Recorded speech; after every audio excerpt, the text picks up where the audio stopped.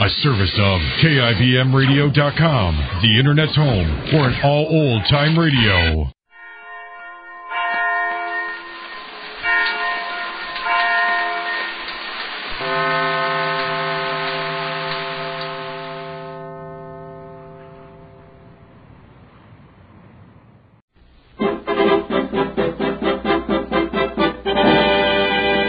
Jerry, at Fair Oaks.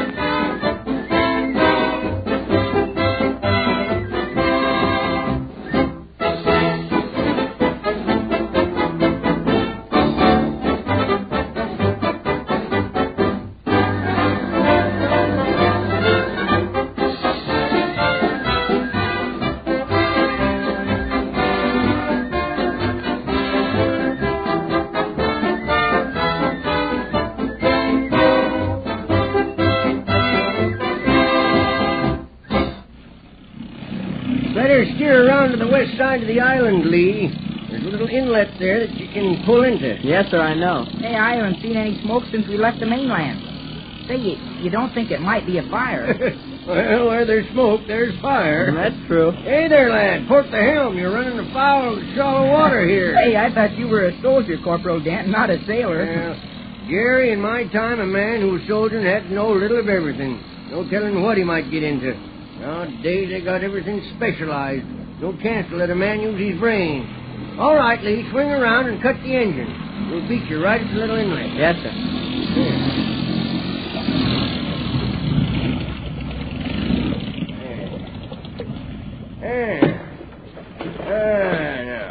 That does it. That's fine. All right, hop out, Jerry, and make her fast. Yeah, okay. There's a tree right here we can tie onto. Well, tie her up tight, Jerry. We can't have the boat drifting away. Yeah, it's done. Come on. Now, easy there, Lee. All right, let's go. Oh. Hey, wait a minute. Hey, we're not the only boat that's been tied up here. Look here, lads. What's the matter? Look here, marks of another boat. See them there on the sand? Gee, they sure look like it. They are. About as fresh as if they was made last night. See here, here's another place. Yeah, and look here, footprints. You're right, Corporal Dent. There has been someone here. Yeah, not long ago. Wonder if he's still in the shack. I don't think so. You'd have to use a boat to get off the island, and the boat's gone. It's true enough, Jerry, but maybe...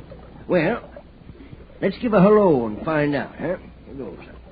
Hello! No answer. Come on, let's go. Here. I'm in command, being ranking officer. Take it easy like now. Ain't no use rushing off into a place not knowing what's ahead. Say, if you tried that in the Philippines in my day, you'd find yourself in a pretty bad hole. So easy does it. I'll lead the detail. All right. Forward. Doesn't seem like anybody's here. You never can tell, Jerry. Many an ambush has been successful because those caught in it thought they were safe. Oh, there's the shack. Yeah, nobody's around. Hold off a minute, lad. Say, the door's open. So it is. All right, I guess we're safe for a little foray. Walk a little faster, lads. Halt! Holy smoke, I nearly jumped out of my skin. What do you see, Corporal Dent? Right there. Take a look at that tree. Why, some of the little branches have been cut off. That's right, Lee.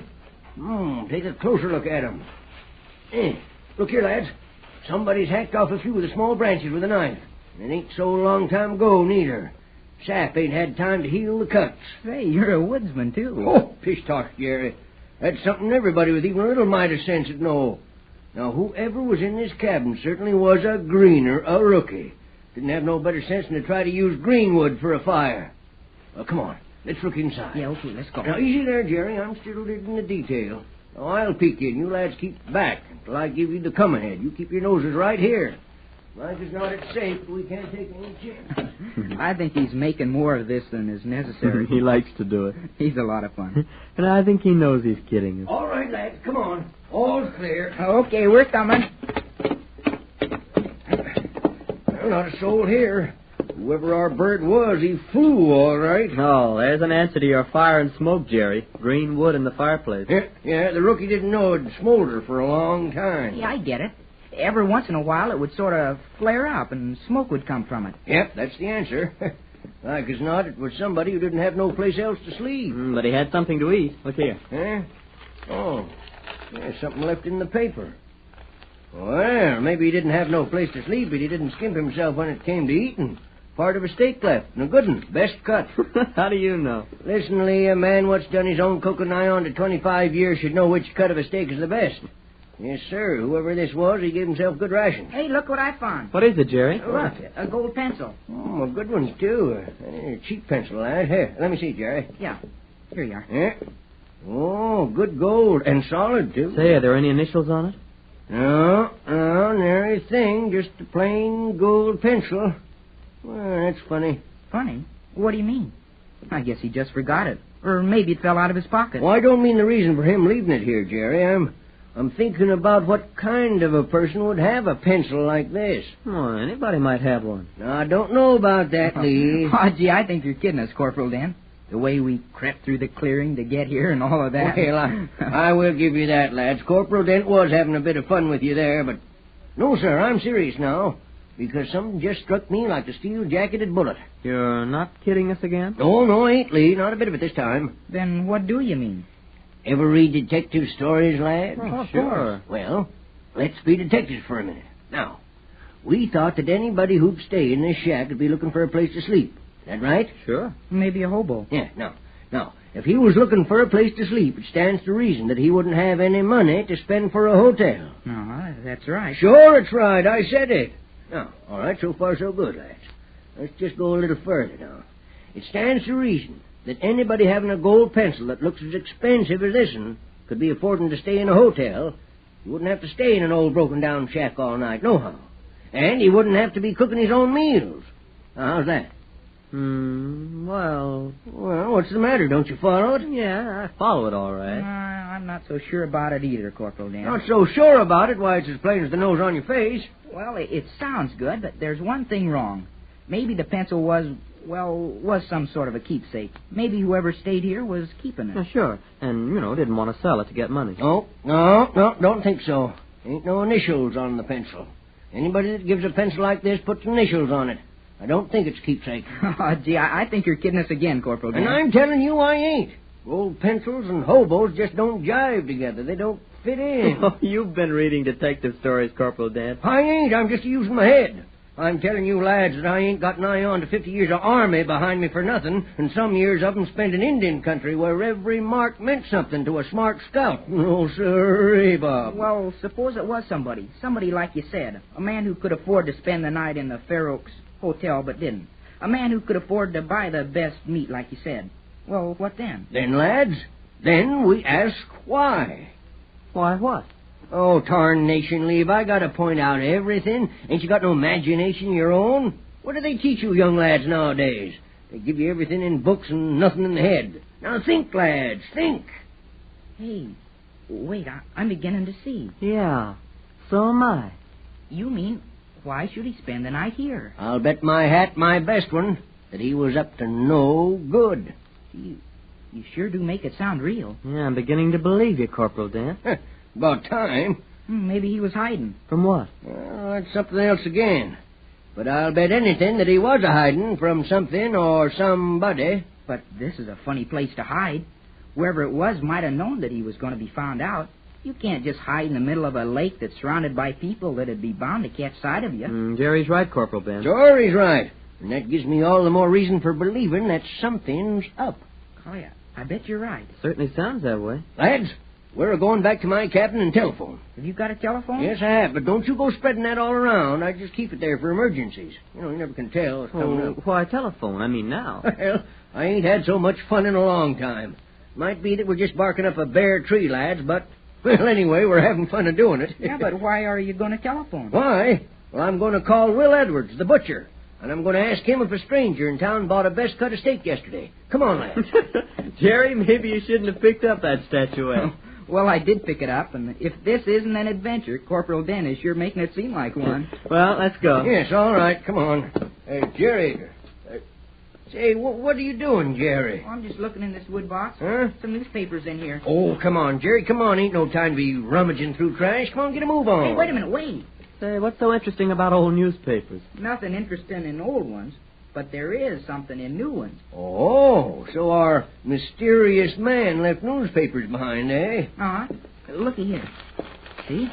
This isn't a Fair Oaks paper. Ain't, huh? Well, here, let me look at it. Where do I get my glasses on here? There, now, let me see. Yeah, you're right. Tain't a Fair Oaks paper. See the town. Oh, paper's folded around. Yes, here's the town's name. Say, this is kind of interesting. You know, this paper come from Wardville. Uh-huh. Wardville? Yeah, that's a town about 150 miles from here, isn't it, Corporal? That's right. Big town, about 3 times the size of Fair Oaks. Mm-hmm. Uh-huh. Well, we'll just keep this. Say, look at here. What now? Look at this little sticker fastened to the top of this page. What kind of a sticker? Well, it says, the Central and Northern Railroad wishes you good morning. This paper is placed on your dining car table as another added service of the C and N route. Well. Say, looks as though you were right, Corporal Dan. Anyone who travels on a sleeping car certainly wouldn't be a hobo. Well, how do you know he did travel on a sleeping car? Oh, he's right, Jerry. This sticker says good morning. That means he ate breakfast in a dining car, so he must have been on the train at night. Huh. Hey, wait a minute. Turn back to the front page. I thought I saw something. Oh, it is. Oh, yes, there you are. What'd you see? Look, Lee. Look at the headlines. Government continues investigation of bomber crash.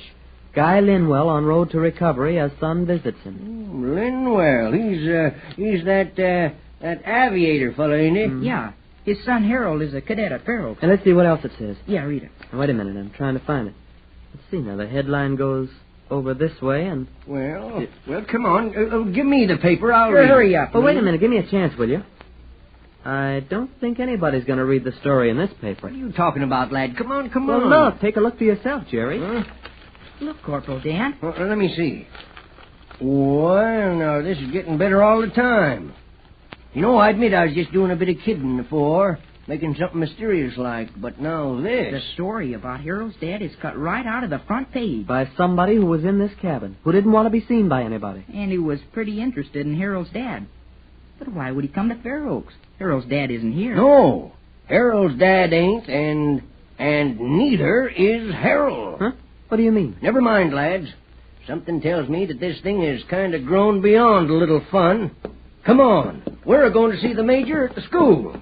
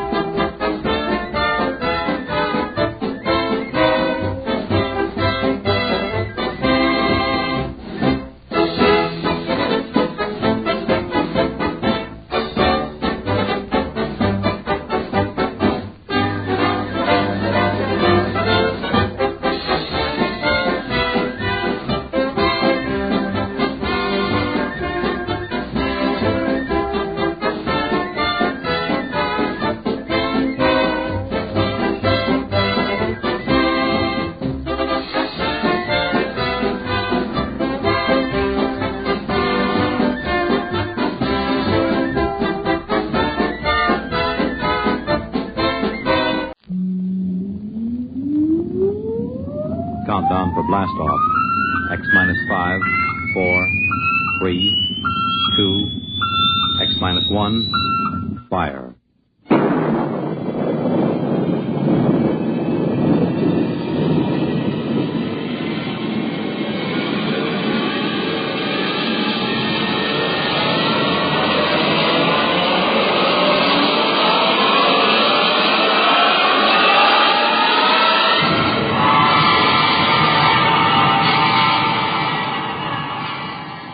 From the far horizons of the unknown come transcribed tales of new dimensions in time and space.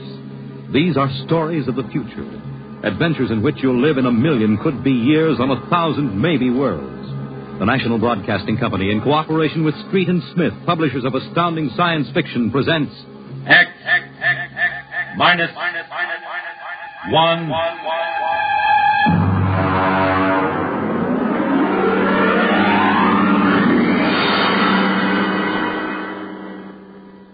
Tonight's story, Hello Tomorrow.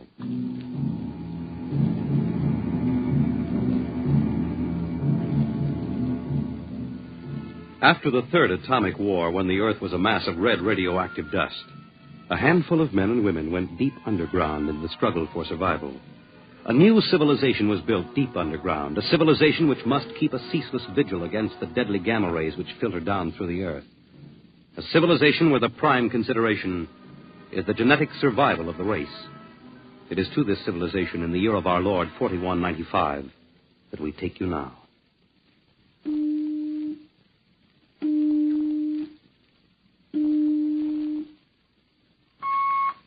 Professor Lois Burton? Yes. I have a call from the Director of Emotional Stability for the third oblong. Go ahead, sir. Hello, darling. Hello, dear. How is the Director of Emotional Stability? My, how impressive that sounds. Don't joke, dear. You never know who may be listening. Sorry. How are you? You sound tired. Well, we've had some bad cases. Mostly frantic mothers who insist on imparting their feelings to children. I suspect it's chromosomes affected by gamma ray leakage from the surface, but the head of the psychotechnic division says they're glandular cases. But that isn't why I called. I have good news. What is it? The genetic board has approved our application for marriage. So soon? Our chromosomes tested perfect. We can marry any time we want. As a geneticist, you should know that our offspring should be 90 percentile of perfection. I know. What's the matter? You are happy about it, aren't you? Of course. Terribly happy. I'm coming right over to the lab. You'll have to give me some time. What's the trouble? No trouble. You know that genetic survey I've been working on? Huh? What about it? Well, I've finally gotten permission to study an actual living case, a specimen of imperfect genetic transmission. Really? They're bringing him, or it, up from the condemned cages on the lower level. You will be careful. There's nothing to be afraid of. The specimen is XJ12. It's been studied before many times and is quite well trained. Oh, there's my door signal. I'll have to hang up, darling. See you later. Yes? Professor Burton? Yes. I'm from the Phylogenic Institute. Oh, you brought my specimen? May I come in? By all means.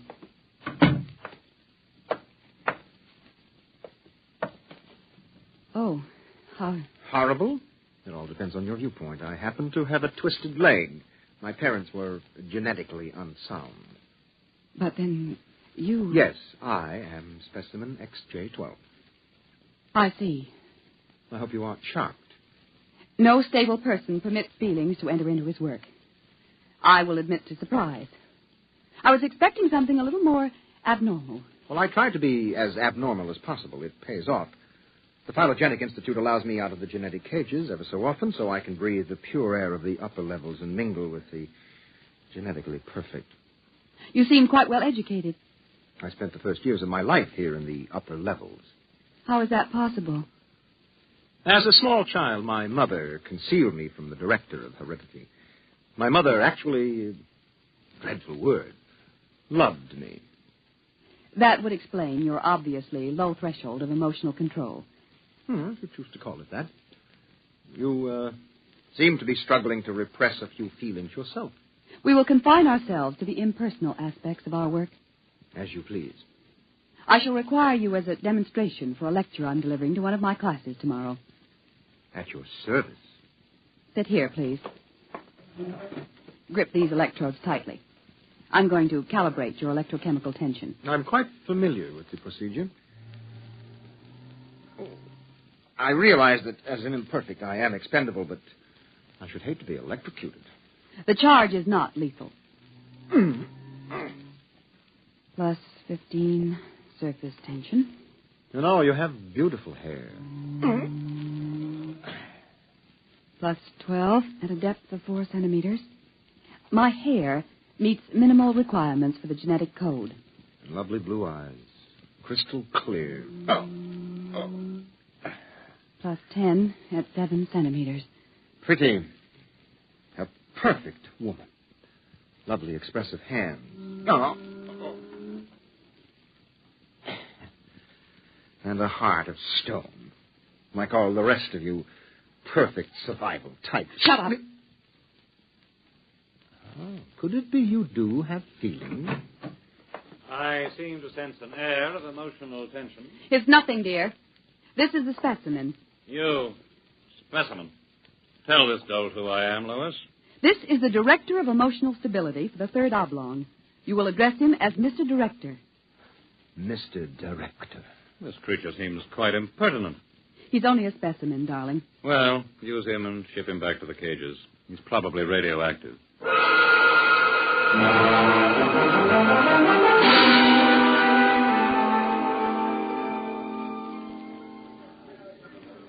Attention, attention. The next demonstration will be conducted by Professor Lois Burton of the Institute of Genetics.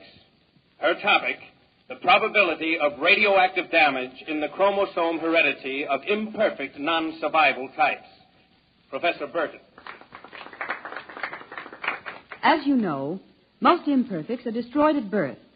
However, those who, for one reason or another, manage to survive are segregated in cages on the lower level for study purposes. The specimen we have today has been trained to tell in his own words about the factors in his upbringing. You will have to forgive his immature emotional control factor. He is, as you can see, quite different.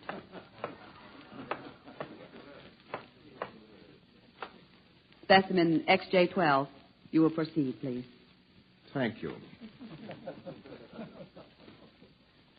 My mother was a psychotechnician in the Fifth Oblong. My father was an historian specializing in the records of pre-atomic surface culture. In the earthquake of 2170, apparently some hard radiation filtered down through the tunnels and penetrated the Fifth Oblong. The effect on my hereditary factors is quite apparent in this twisted leg. My father taught me in the last days before he was executed that every human personality is born with certain inalienable natural rights. The rights to have feelings, the right to mature, and above all, the right to be different from every other living organism. Because it cannot be otherwise, I submit to you, distinguished students, that the attempt by this society to abridge these rights is a violation of nature. I submit that the imperfects, the mutants, those who are different, have as much right to exist and be free as you. And I say break open the cages. Stop him! Give us back the right to be individuals. Stop him! Oh! Perhaps that will teach you. Professor Burton, take this specimen back to your laboratory and confine him.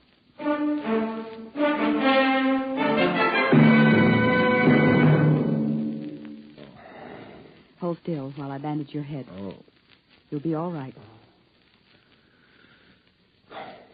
I suppose you detest me for getting you into trouble. I don't detest you. What? I don't know why, but as you spoke, something began to stir in me. Tell me what you feel.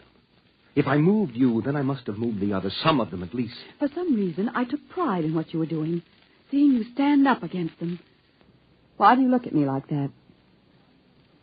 I can't help it. I wish you wouldn't.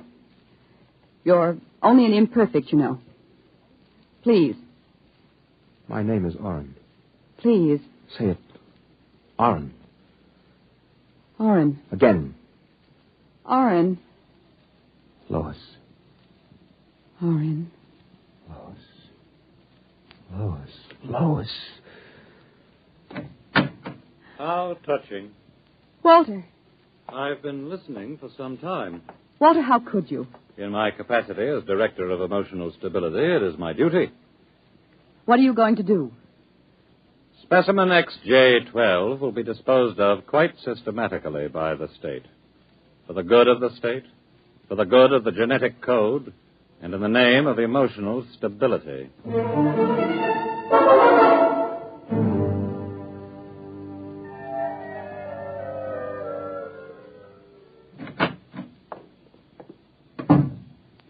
Walter, I have to talk to you. Go right ahead.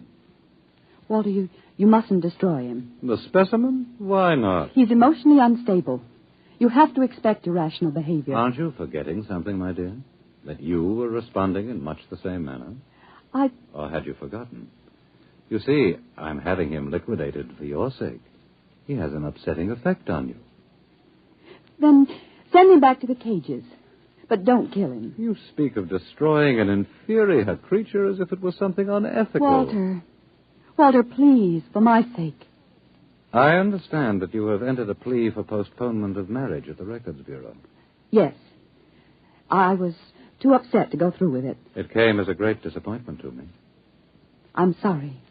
I was hoping that, linked to a stable personality such as mine, you might settle down. If you were married to me, I might even be persuaded to send him back to the cages instead of having him destroyed. Think it over. If I refuse? The choice is yours. Well, my dear? Perhaps you're right. I am. I suppose I ought to be rational about this. After all, he's an imperfect. I'm glad you've come to your senses. When can we be married? Tomorrow, if you like. The sooner the better.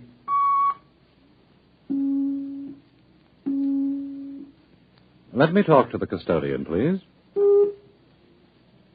Hello. This is the Director of Emotional Stability for the Third Oblong. I would like you to cancel the execution of specimen XJ12. Turn him over to be remanded permanently to the genetic cages. You'd better go. I'll pick you up in, say, an hour, and we'll make plans. All right? Yes. Yes, of course.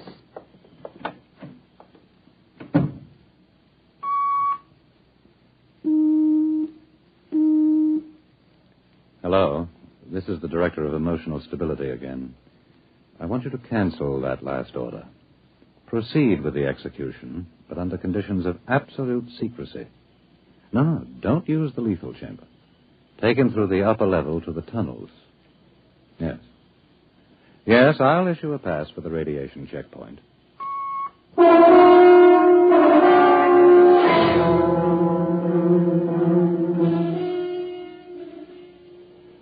Into the elevator. Very well. Why are we going toward the surface? The cages are on the lower levels. Radiation check. They've never done that before. New procedure.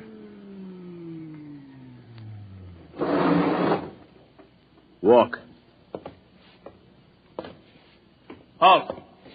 You can't go beyond this point. There is radioactivity in the tunnels. I have a pass from the Director of Emotional Stability for the Third Oblong. Special mission. I'll open the airlock. March inside.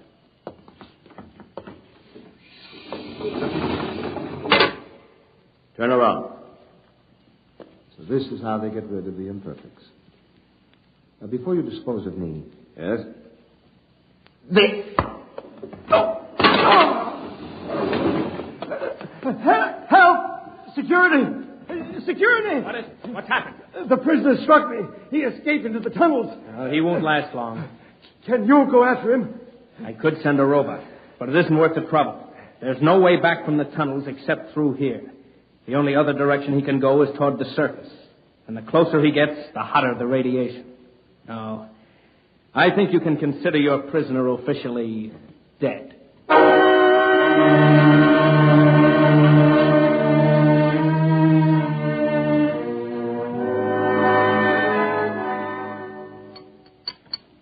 More wine? No, thank you, Walter. You looked very beautiful, my dear. Very beautiful. Thank you. The wedding will be a small affair. The director of endocrine control, the chief of the security guard. Walter. Yes? Was he returned to the cages? Oh, now, why must you spoil it? Was he, Walter? Well, as a matter of fact, there was a little difficulty. Difficulty? Yes, you see, XJ-12 escaped. How? Where? He struck a guard and ran off into the tunnels. The tunnels?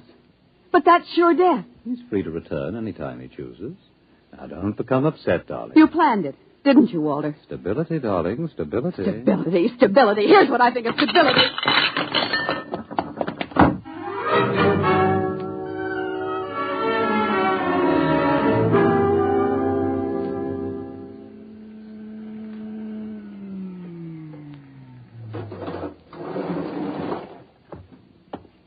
Halt!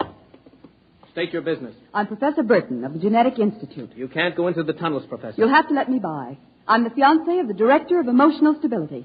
Oh, I suppose you're after the one who escaped? Yes. He's quite dangerous, I understand. I'm well armed. Wouldn't it be better to send a robot? I'm quite capable of handling him. He was my subject. All right, miss. It's your risk.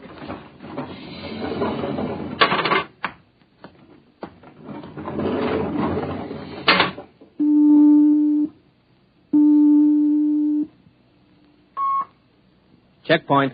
This is the Director of Emotional Stability. Yes, sir. If Professor Burton tries to pass the checkpoint, I want her taken into custody. Professor Burton just passed her. She You said that... idiot!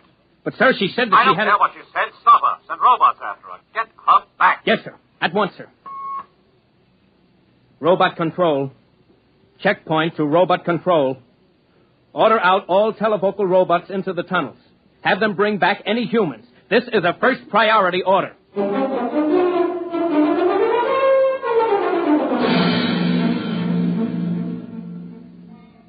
Oren! Oren! Oren! Oren! Oren! Oren! Oren, where are you? Oren!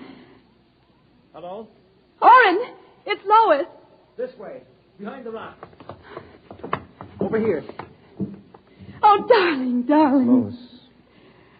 Lois, why did you come here? It's suicide. I had to. Oh, darling, are you all right? So far. You've got to turn back. Give yourself up. They'll kill You me. can't stay here. The radiation is +4 at this point. It gets worse as you approach the surface. Lois, darling, go back. What will you do? I'm going ahead. But you can't. I can. I'm going to the surface. It's certain death. Not even the robots can survive it. Well, at least I'll be the first human in 1,100 years to see what the surface of the Earth looks like. Come back with me. No, Lois. Then I'm going with you. Lois. Don't try to stop me, darling. There's nothing to go back to now. Nothing but Walter and emotional stability. You really want to come with me? Yes. You know what it means. I don't care. My mother used to believe there was a life after death. A place called heaven. We'll believe it, too. Oh, no, Lois, I can't let you go. Oren, I love you. See, I know how to say it now. Say it again. Oren, I love you. What is that? It sounds like... Oren, it's a robot patrol. They're looking for us. All right, come on. This way.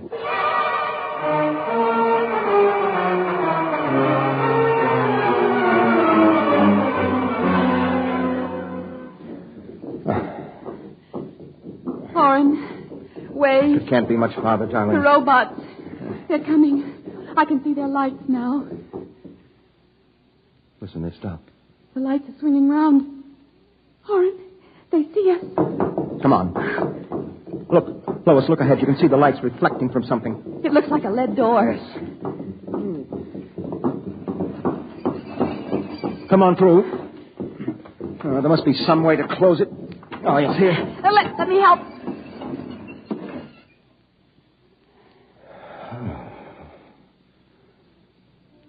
Well, they won't get through that. It's solid lead.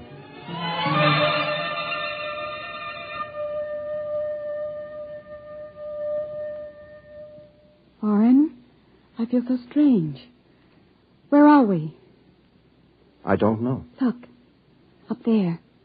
A huge round light. Lois. Yes, Oren. Lois, that's Luna, the moon. We're on the surface. How strange and red everything looks. How it glows. It's the radioactivity. Quiet and peaceful and deadly. Oh, hush, darling, hush. Sit here and rest a while. Put your arm around me. Yes. Oren, I'm afraid. Oren, we're going to die. Don't think about that. Just think about us. Alone. The first humans to stand on the surface of Earth in 1,100 years. That door must have been placed there by the last handful of survivors who went underground after the atomic wars. And those other lights, the small ones, they must be stars. Oren, I'm so tired. Go to sleep, darling. Put your head on my shoulder and sleep. Hold me, Oren. Hold me very close.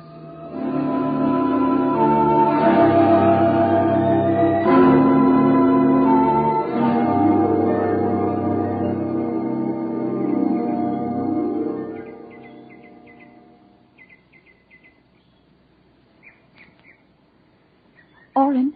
Hmm? Oren, wake up. Hmm? What? Look, it's light. The whole universe is light. Oh, Oren, how beautiful. Look. This must be the heaven my mother talked about. See the plants? All green and fresh. And the birds. How strange they look. Lois, this isn't heaven. But we must be dead, Oren. We should be dead. The radiation. By all the laws of nature, yes. By all the laws of nature. Oren. Oren, we're not dead. This is Earth. And we're alive. We're not going to die. But, Lois, the radiation, it's present. You can see its effect. Oren, did you ever hear of geotropism? I'm not a geneticist. There is a natural law of adaptation by which an organism will try to adjust itself to its environment by changing. It's called geotropism, don't you see? No. All these generations we've been bombarded by radiation filtering down through the Earth. Each successive generation must have inherited some degree of immunity. But... Oren, it can't hurt us. Don't you see? We're immune. We're probably the first generation to inherit sufficient immunity. But, darling, if that's true, then we can transmit that immunity. We can pass it along to our children. And they to their children. Come on. We'll have to find food and water. The practical life. Wait a minute. What are you doing with that rock? I want to scratch something on the outside of this lead door. Lois and Oren. 4195 A.D. Hello, tomorrow.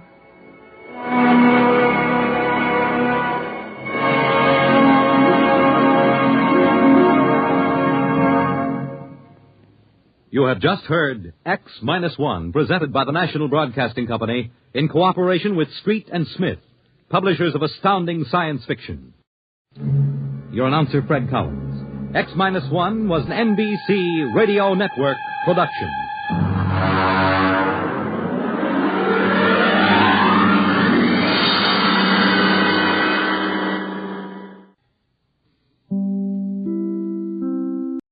While waiting for darkness to cover the magic island of Euclidia, Jerry and Joan have gone on a tour of the island, leaving Captain Bradford and Mrs. Gregory on the captive yacht. Mrs. Gregory's daughter, Joan, who has spent nearly all of her 15 years on the island, has undertaken to show Jerry the submarine locks on the 5th level below the surface of the artificial island. They descend to the proper level in the magnetic elevator, but the door fails to open.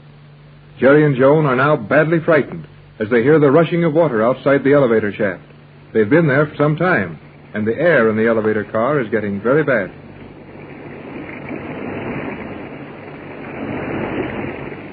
Jerry, I can hardly breathe.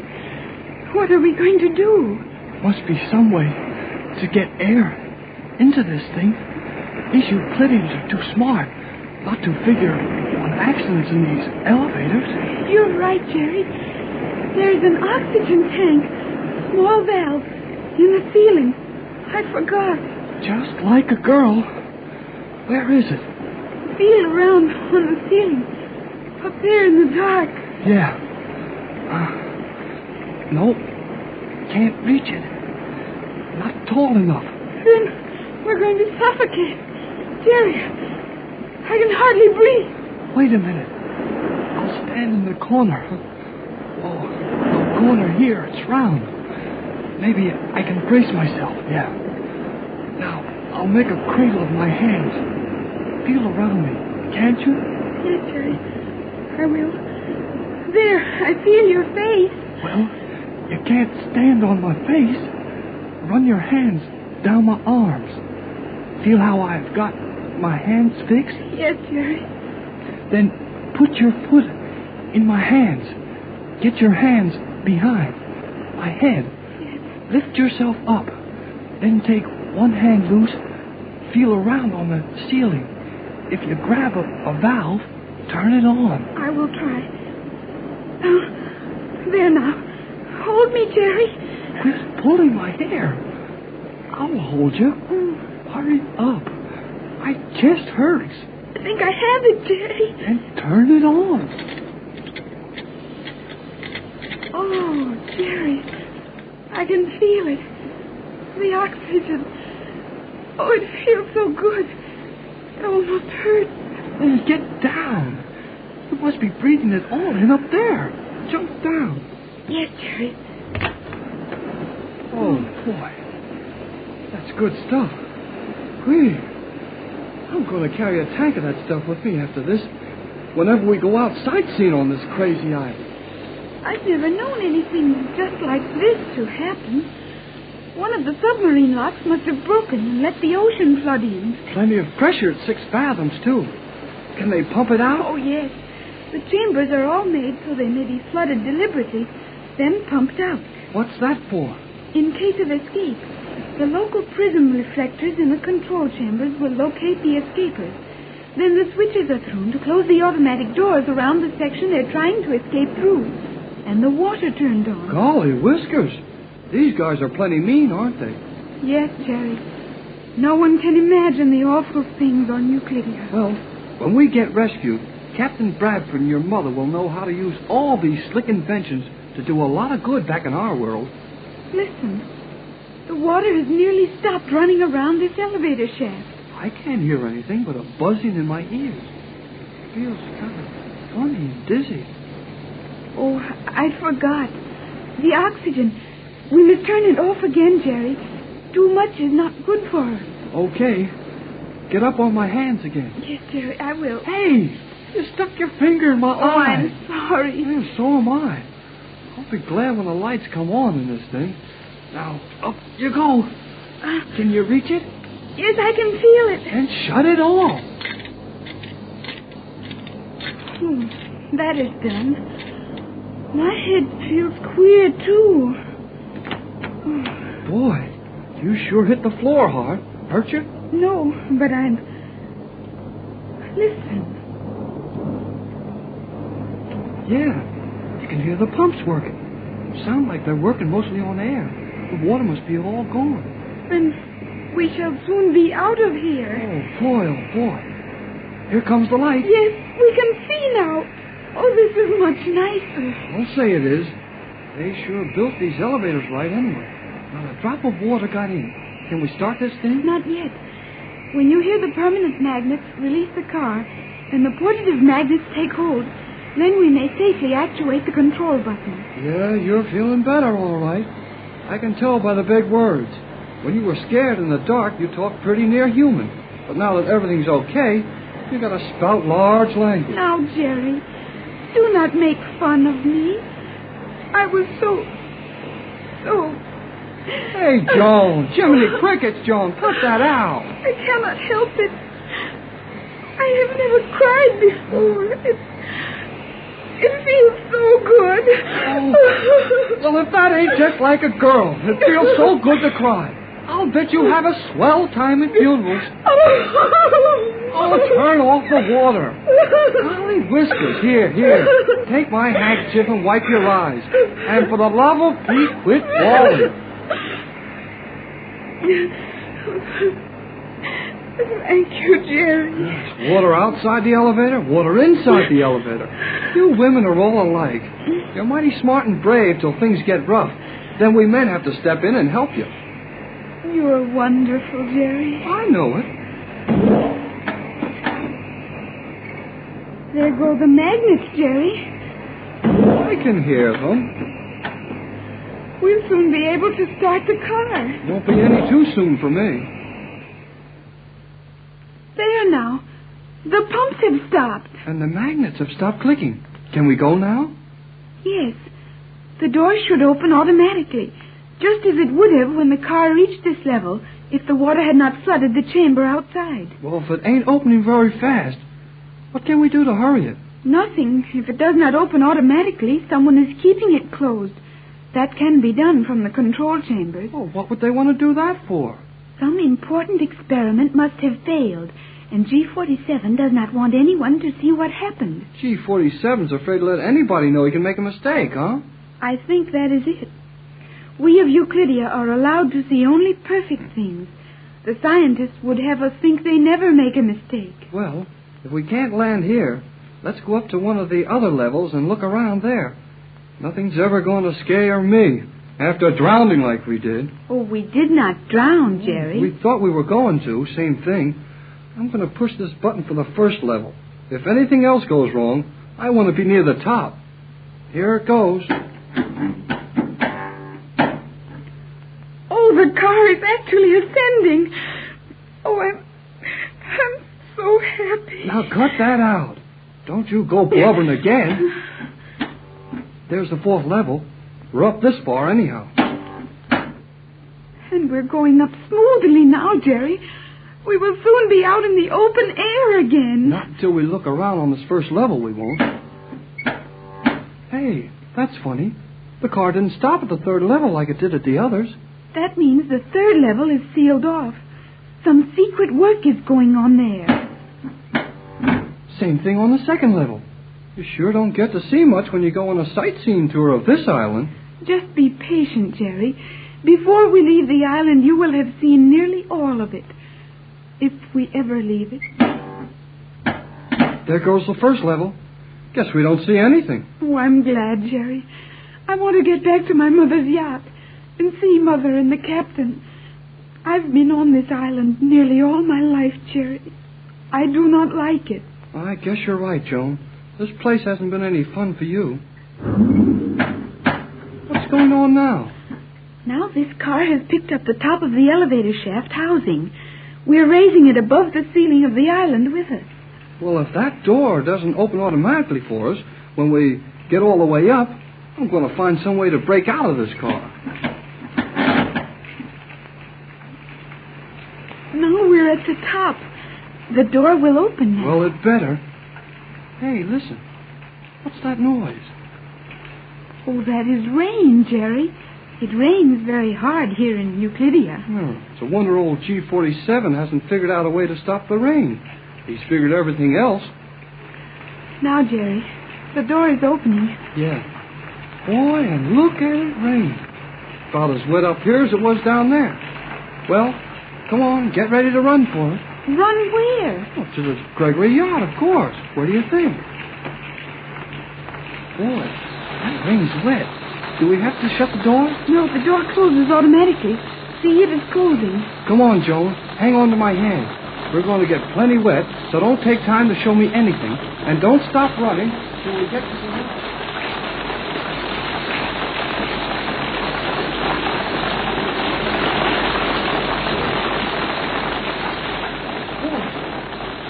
That was some sprint. You're all right, Joan? Watch out now. The deck of this yacht is going to be slippery. I'm so wet, Jerry. Watch your step now. Now you run into your mother's cabin and get into some dry clothes. Yes. I'll go to the captain's cabin. Go on, scoot. I'll hurry, Jerry. Talk about rain. I'd better get inside myself. Sorry to bust in without knocking, Captain, but it's... Hey, Tex. Oh, nobody home, huh? Oh, I guess he's in the radio cabin or Mrs. Gregory's. Yeah? Jerry, may I come in? Yeah, come in. Oh, Jerry. Why didn't you change your clothes like I told you to? Well, my mother is not in her cabin, Jerry, and I have no extra clothing of my own. Oh, well, then I guess I'll have to give you some of mine. See, here's a good heavy sweater and a pair of pants. They'll keep you dry anyway. Oh, thank you, Jerry. I'll go to my mother's cabin and put them... Wait a minute. Something funny here. Where, Jerry? On this boat, I mean. Even if Mrs. Gregory and Tex were in the radio room, they'd hear us running and yelling around here, and they'd be worried about why we were gone so long. I wonder where they are. Do you think something has happened to them? Gosh, I'm afraid so. Come on. We'll try to find them.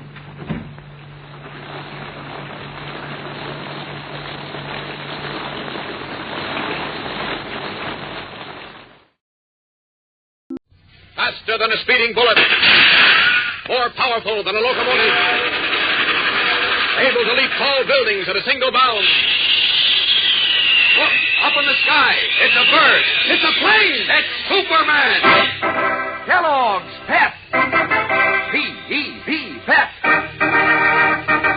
Kellogg's Pep, the Sunshine Cereal, presents The Adventures of Superman.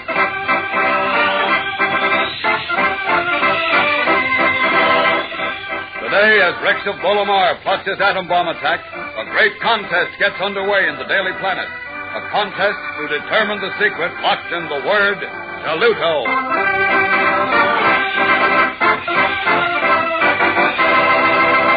Hello there, gang. This is your pal Dan McCullough. Say, let me tell you about a breezy sort of dish that makes a summertime breakfast mighty refreshing. It's a Blackberry Breeze, this week's pet dish of the week. And it sure does give Kellogg's Pep a chance to rise and shine. Now, here's how you make a Blackberry Breeze.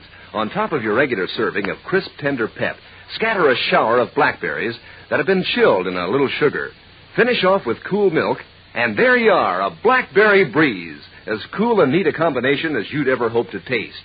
You know, Kellogg's Pep does the trick for those sugar-crusted berries, because Pep is full of sparkling sunshine flavor, a come-on flavor that wakes up your morning appetite. Why, Pep is even called the Sunshine Cereal. It's golden and sunny as can be. As for tender crispness, well, you can't beat those delicate whole wheat flakes. They practically melt in your mouth. Yes, sir, with Kellogg's Pep, it's a cinch to eat up every last bit in your bowl. And you know, that's particularly important nowadays when the cereal grains are being sent to fellows and girls overseas. Don't waste cereal. Handle the package carefully if you pour your own Pep. And tip off the rest of your family, too. Remember, gang, it's important to eat all your Pep. Don't waste it.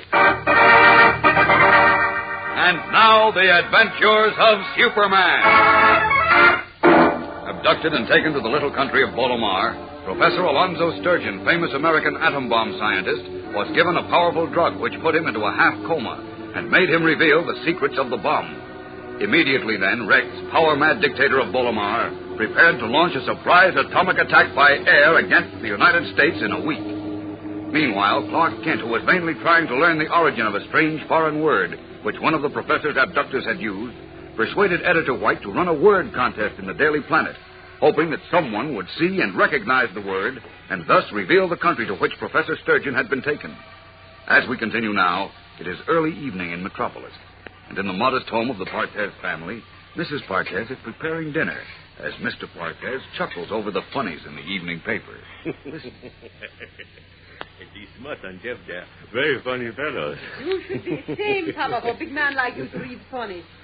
Why, I should be ashamed, Maria. I like to read funny. Better to read in the papers what has happened to Professor Sturgeon. I am afraid some bad country makes professors tell them how to make atom bombs. Then they drop them on you and me and Eduardo and everybody else in America. Don't be afraid, Maria. Professor Sturgeon is a fine man, fine American. He not tell anybody about our atom bomb. Such big talk.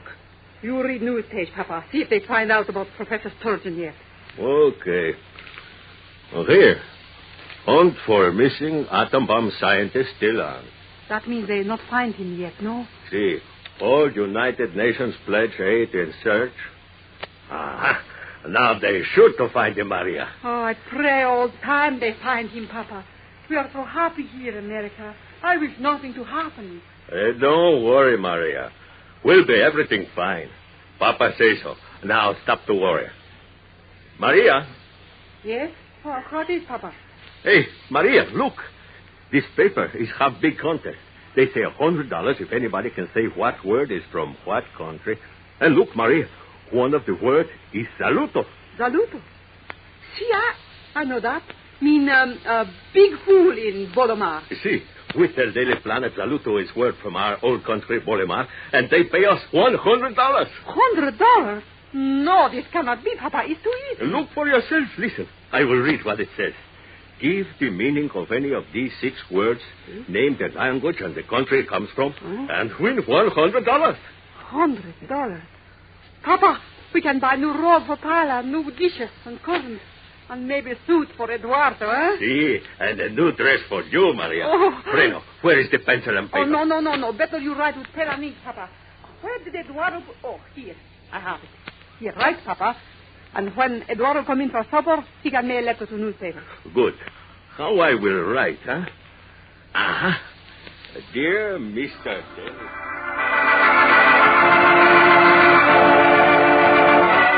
Laboriously, Papa Parches writes a letter to the Daily Planet, seals and stamps the envelope, and later that evening gives it to his Eduardo to mail.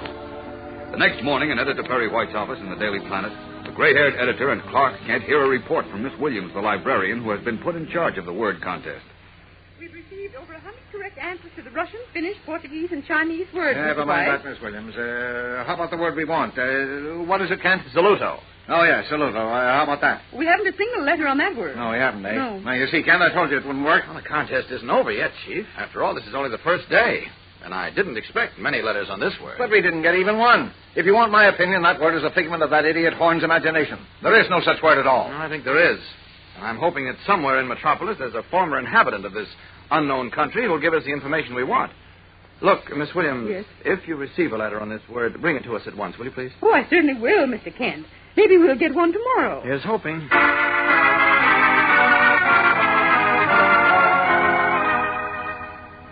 just checked with Miss Williams, Kent.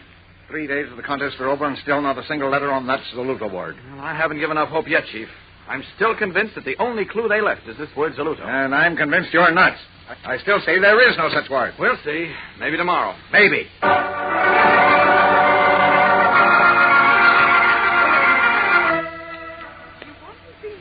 Yes, Miss Williams, the contest will be over tomorrow. Now, I was wondering, that word Zaluto... Oh, yes, we had one letter this morning. You did? Mm-hmm. Well, why didn't you tell me? Where's Kent? But the answer in that letter was incorrect, Mr. White. Incorrect? Well, what do you mean? How do you know? Well, the writer said she thought Zaluto was an American Indian word. But we checked with the Bureau of Indian Affairs and discovered the lady was wrong. I see. Well, I expected as much. All right, Miss Williams, that's all. Thank you. Oh, you're welcome, Mr. White. I'll keep you posted.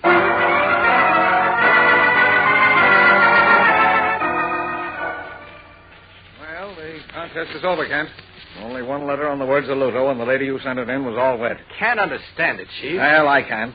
As I said right along, I'm convinced there never was such a word. But Lois and Horatio Horn both heard one of the abductors use it. They heard something else and got it wrong. It's strange that both of them would get it wrong. Well, they did, and that's that. I don't know. The only thing that's been accomplished is the Daily Planet being nicked for several $1,000s. Well... We're still as far from finding Professor Sturgeon as we ever were. You and your smart ideas. Now, look... I should have known better than to listen to you in the first place. I'm sorry, Chief. I was sure the contest would work.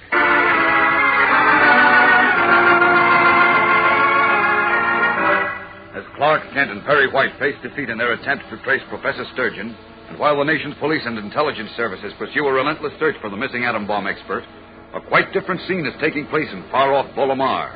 There, on the floor of a large underground airport, stand 100 jet-propelled fighter-bomber planes. Nearby is a long brick factory with walls 3 feet thick. From the factory come occasional groups of native men, wheeling dollies on each of which reposes a single, shining, aluminum-covered bomb.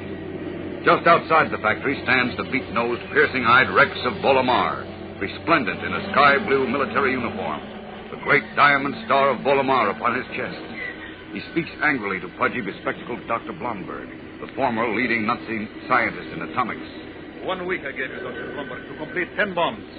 This is the end of the week. You have completed only 7. I'm sorry, Your Excellency. There have been difficulties forcing us to make our bombs somewhat different from the Americans.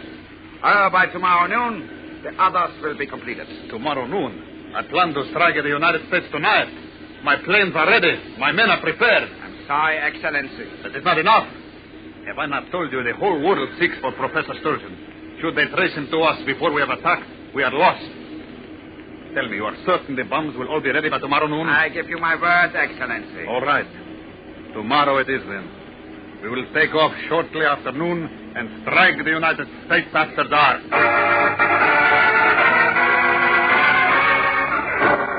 eyes flashing, Rex of Bolomar shakes his clenched fist above his head, vowing destruction to our country.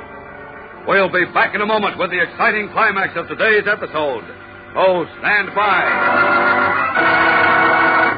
You know, gang, it's mighty swell the way folks come a-running to the breakfast table when Kellogg's Pep heads the menu, and the way they hitch up their chairs and settle down to the business of good eating. Seems like you can hardly resist this sunny golden toasted cereal. And who wants to resist Pep's tender crispness or that sparkling sunshine flavor? You know, Kellogg's Pep is called the Sunshine Cereal. Every crunchy flake is loaded with that sunny flavor. Every golden spoonful is a rare treat in itself. And every bowlful of Kellogg's Pep is packed with solid whole wheat nourishment plus. You add it all up, gang, and you get lots of reasons why you'll want to keep right on eating until you've finished off every bit of pep in your bowl. And here's another reason. This is a particularly bad time to waste cereal, because, you see, the cereal grains have been picked out to help give good nourishment to fellows and girls all over the world.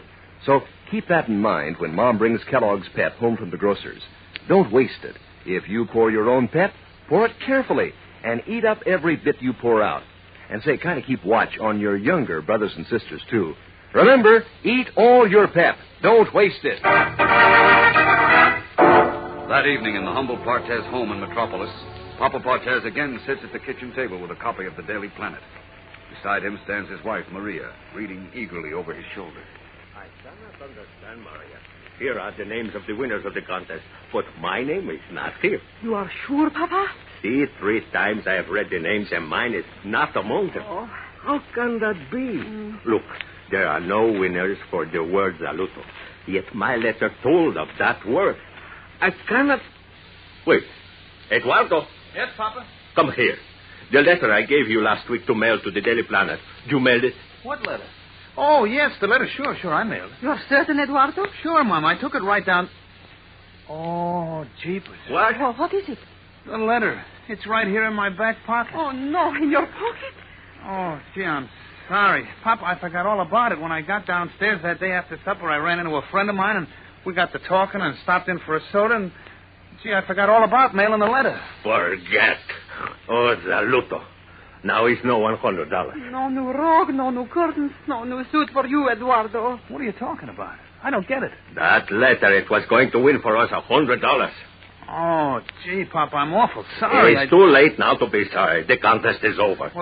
What contest? What is... It is no matter now. It is all over. Maybe it's still not too late, Papa. Maybe you go to a newspaper, say how Eduardo forget to mail letter. That is no good. The contest is all over, I say. Maybe you go anyway. Take with you Eduardo. He will say how he forget. Sure. I'll tell him, Papa. No. It is too late. It's no more $100 for us. But, Papa, please, go to newspaper tomorrow. It is no use. His contest all over.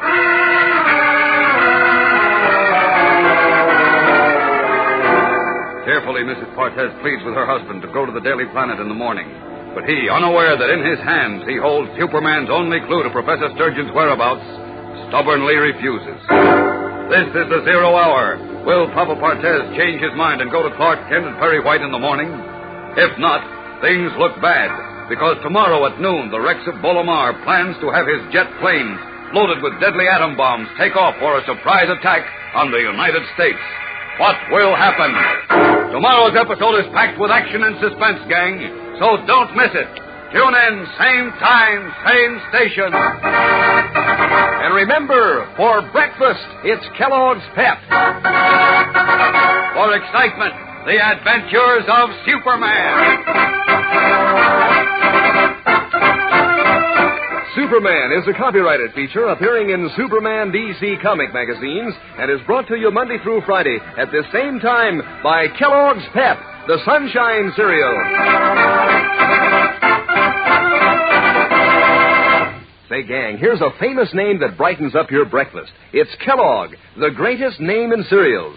Kellogg, as in Kellogg's shredded wheat. What a treat. Tender, plump biscuits full up with natural nut-sweet flavor and toasted just right for extra crispness. But that's not all. Kellogg's shredded wheat biscuits are just the right size, made to fit the bowl. And there are 15 biscuits in every package, each one full of swell whole wheat nourishment. Ask Mom to get you some Kellogg's shredded wheat. And be sure to be with us tomorrow for the thrilling adventures of Superman. This is the Mutual Broadcasting System. Tired of the everyday grind? Ever dream of a life of romantic adventure? Want to get away from it all? We offer you Escape.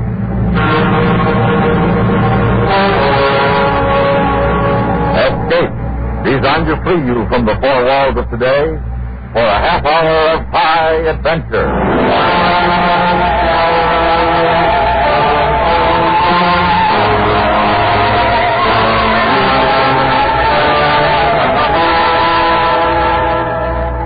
You are stranded with a Carnival just this side of the Iron Curtain.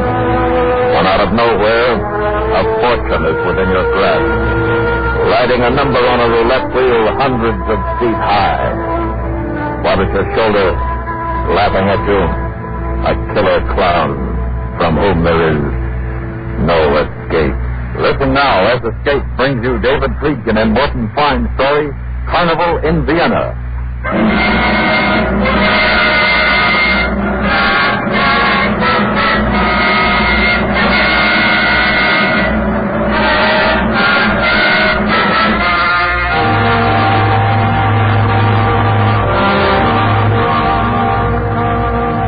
Days, the row of tenements used to be called the Schottenhof. Then there was a roar, and it was called rubble. Then it was cleaned up, and it was just an empty space in the older part of Vienna. That's where the Carnival set up. Pitch and wind stands, wheels, the midway act on the high wire for a bally, rides, palm readers, and the biggest Ferris wheel this side of the Rhine. 20 carriages, and a 4-minute ride. And myself, front gate superintendent. John Ashcroft Allison. A nice sounding name. John Ashcroft Allison. The head calls me Hare, which is Mister. That's the way it is. And there's Lily, who works the gab whenever it's needed. She's got red hair. We get along fine.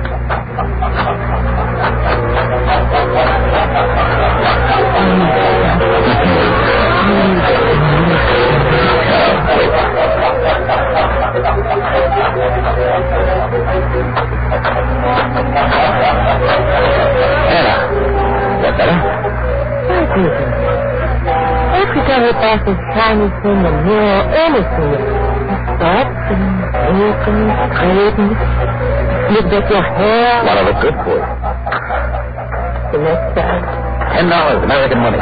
Maroon. The silk. Pink. Silk.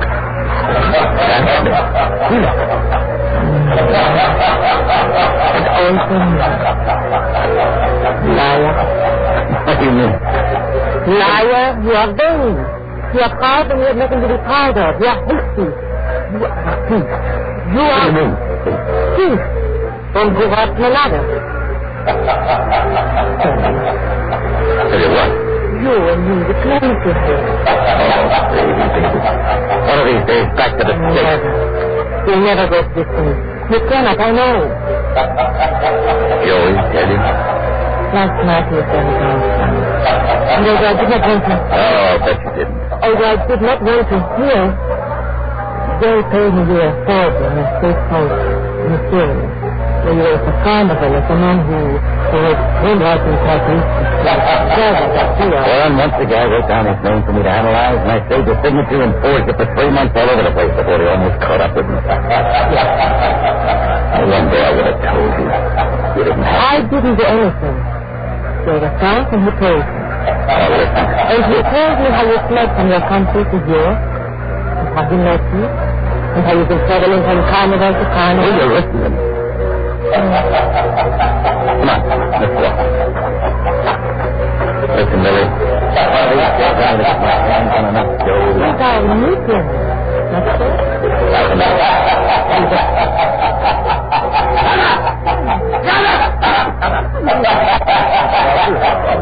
a Clown, why don't you do something about that clown? Why should I do something about him? I like him. I'm very far away laugh. But a wooden clown.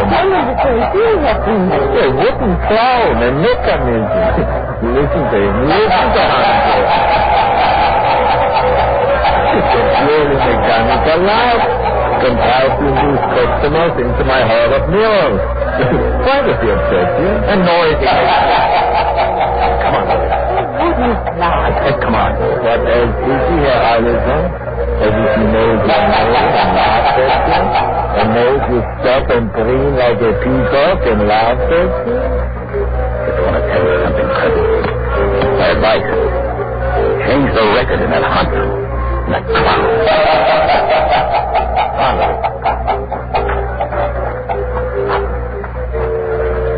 Yes. What do you want? As if you were upon your shoulder, laughing at you. Huh? Answer. Oh, it's not bad. It's... Laughing at you. Now, let's forget it, huh?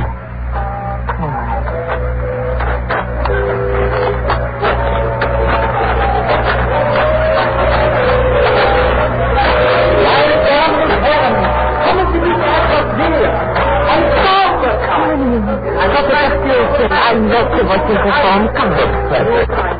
In his face is a partner. Yes. Let us go home.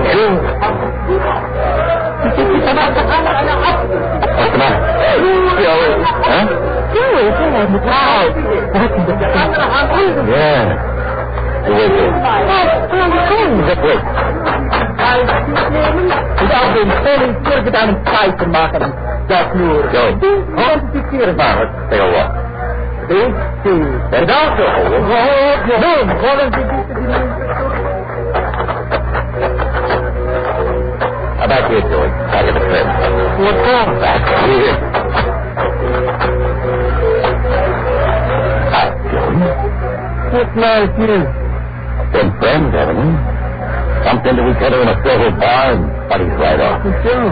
Besides the fact you're a good boy. Good friend. Good shield for any Connie in the world, right? Oh, right. I don't mind you took a drink and spilled a lily about me. One way or another, she had to find out. Well, what's this all about? You, heisted a wallet just now. Huh? From a guy. Tourist, right? Tourist, huh? He was with blonde from Maxie's. He had to be a tourist. The way he was dressed. Green shorts and a feather in his hat. Into the wallet, Joey. I don't take no wallet. Talk to me like that, Joey. You're close to death. I'm telling you, I didn't do it. Come on. Joey? Joey?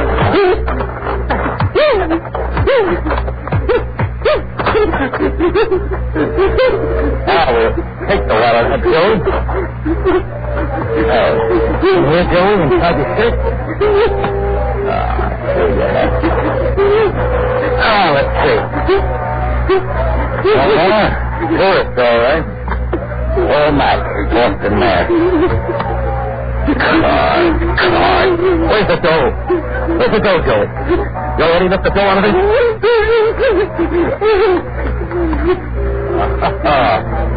Wait a minute. You know what, Joey? You'll never know. Fine, pal.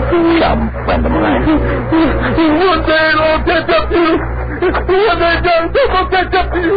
And when it's done, it's done.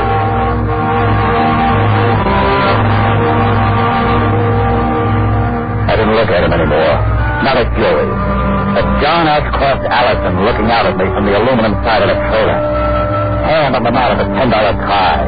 And he winked back at me, and his lips shaped the words I was saying. $23,000. Letter of credit in Mr. Paul Mack's wallet, complete with identification card.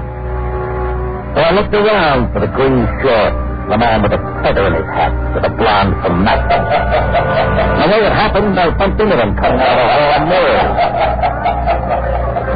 I trailed them over to the Ferris wheel, watched Mr. Mack drop down some change for a couple of tickets. Waited until they got into a carriage on the wheel.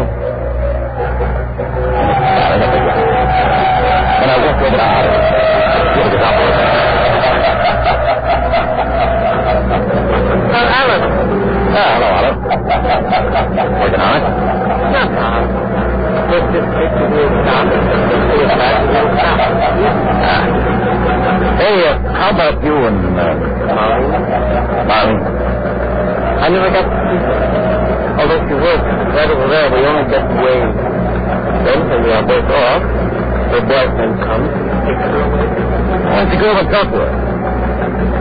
Sure, well, I'll take over the wheel. I would certainly like to come out and talk. Go on, Peter.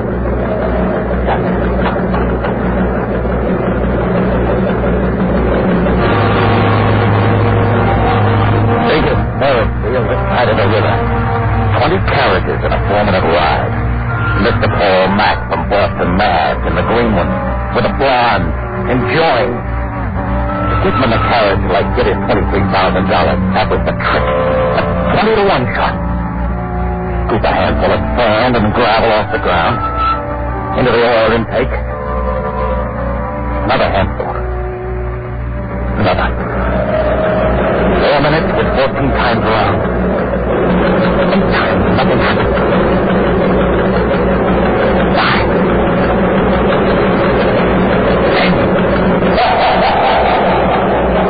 11. The biggest wheel in the world. Flying the gas has come up green with a couple of handfuls. I think it didn't work. Maybe I needed another minute. Maybe I...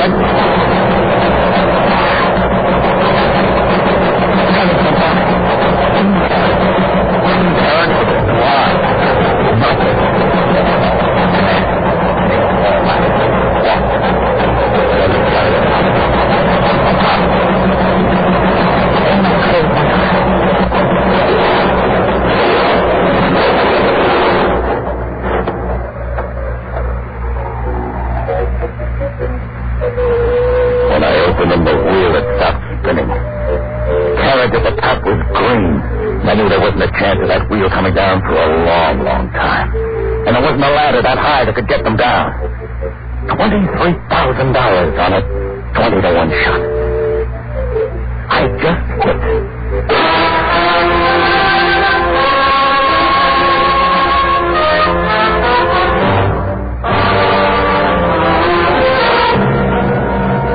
You are listening to Carnival in Vienna, tonight's presentation of Escape. Edgar Bergen fans will be doubly delighted with the new Edgar Bergen Show with Charlie McCarthy. Remember, Sunday nights on most of these stations, the new Edgar Bergen Show with Charlie McCarthy. And now back to Escape and the second act of Carnival in Vienna.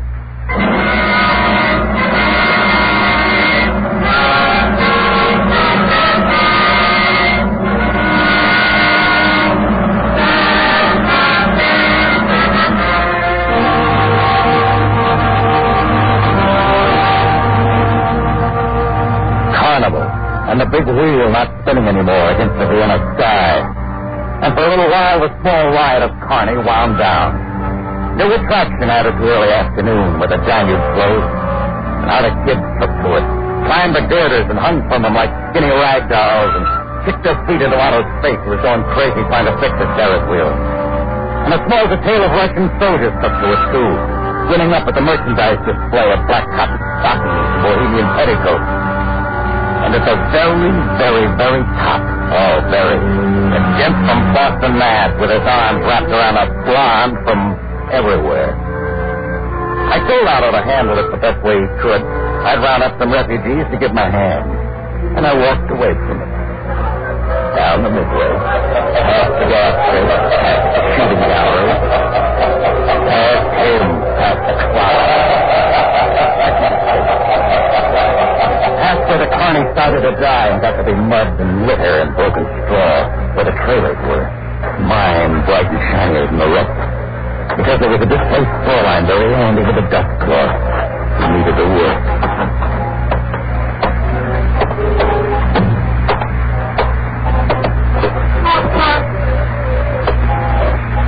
And the job, class in penmanship. Oh, gentle, the lightning hand. Pull, circle, and fan. And then Johnny Allison into Paul Mack, gent from Boston, Mass.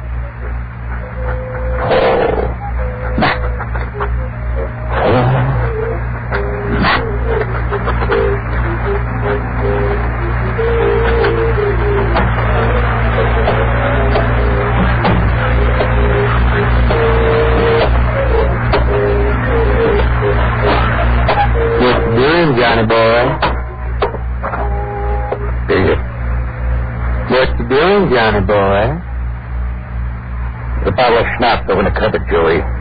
Drink yourself dead. No. Maybe you don't understand because you're fuzzed up. You're not wanted, Joey. Oh, now that hurts. Hurts when you say it to an old friend. But you could buy back my affection. I like you, Johnny. I don't want not to like you. Lush. Read it, Lush. Don't talk like that, Johnny. You made a noise like $23,000 when I heard you laugh. I don't know the angle, but I want in. Half, Johnny. You're petting your dream to Madame Sauda. It's her pitch, not mine. What was you doing when I come in, Johnny? Writing letters? Practicing, maybe? Getting old feeling digits just there. Just let me see, Johnny. Face away from You didn't even let me speak. But I got something I want you to see, Johnny. I brought it just to show you. Oh, Joey. You really are fussed, aren't you? No. All this here gun does, Johnny, all it does in the world is to make you and me buddies. I squeeze it on it just a little bit, and all it says, you hear it, Johnny? All it says is buddy. Like it was a mama dog. You say half to me, Johnny. Say half for $23,000. I don't squeeze them all. Give it to me, Joey. Give me the gun, and then you can go hit the schnapps bottle. Give me, Joey. You can squeeze the schnapps. You just sit right down on the floor, Johnny, so it'll go off up between your eyes. Give me, Joey. Oh, drop it. Oh, throw it away. I'll sit it. Johnny boy, don't do this. Give me. Sure. Here, take it. Nobody can play you for a sucker, Johnny boy. You help me up, and I'll... Got to be a dreamer. This. Just like this.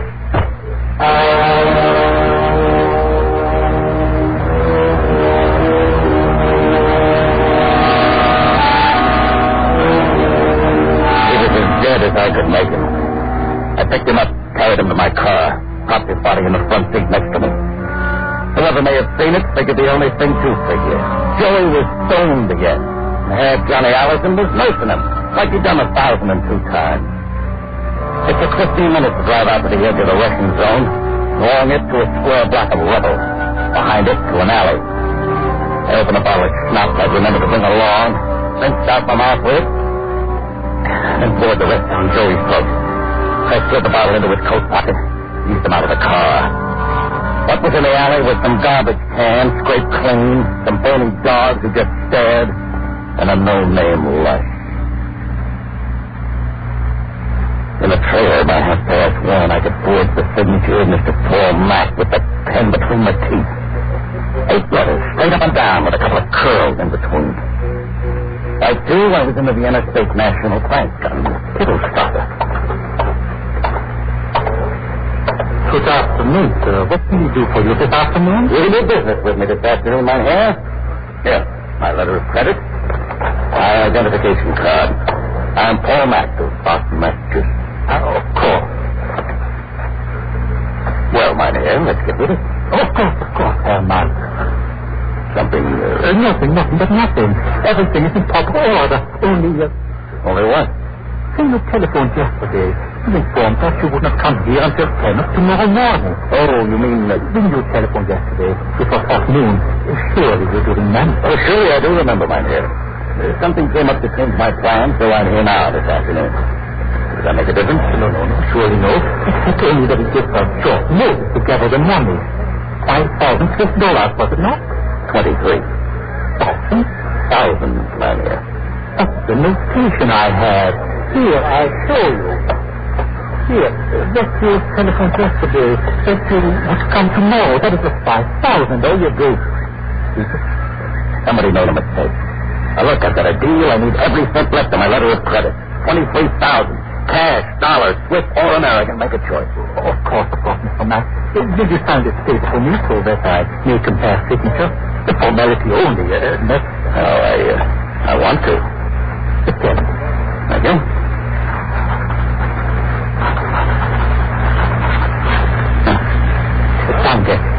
Now, only moments longer. I must corroborate with her. The formality. Oh, sure. I'll wait.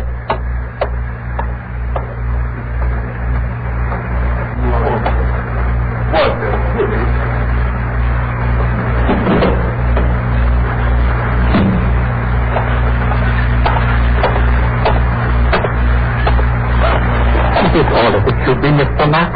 Your money's in this parcel. $23,000. Thank you, my man. An offer thing. To sign this receipt. Oh, yeah, I know.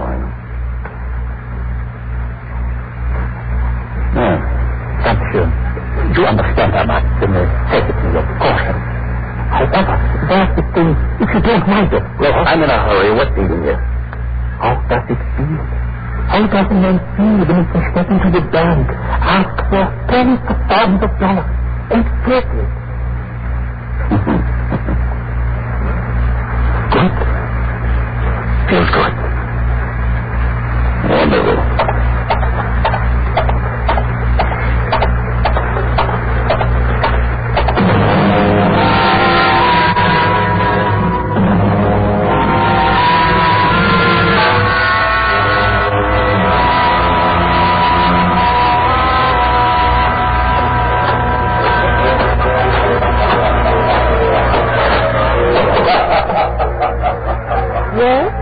Johnny, baby. Open up.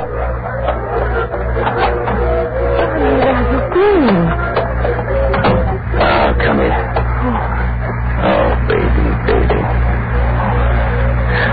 An hour, and I missed you. Thankful. Oh, but Johnny, the excitement. The building stopped, and a minute, the very top of it, screaming at the appearance. How is a man robbed the ship on top of stairs?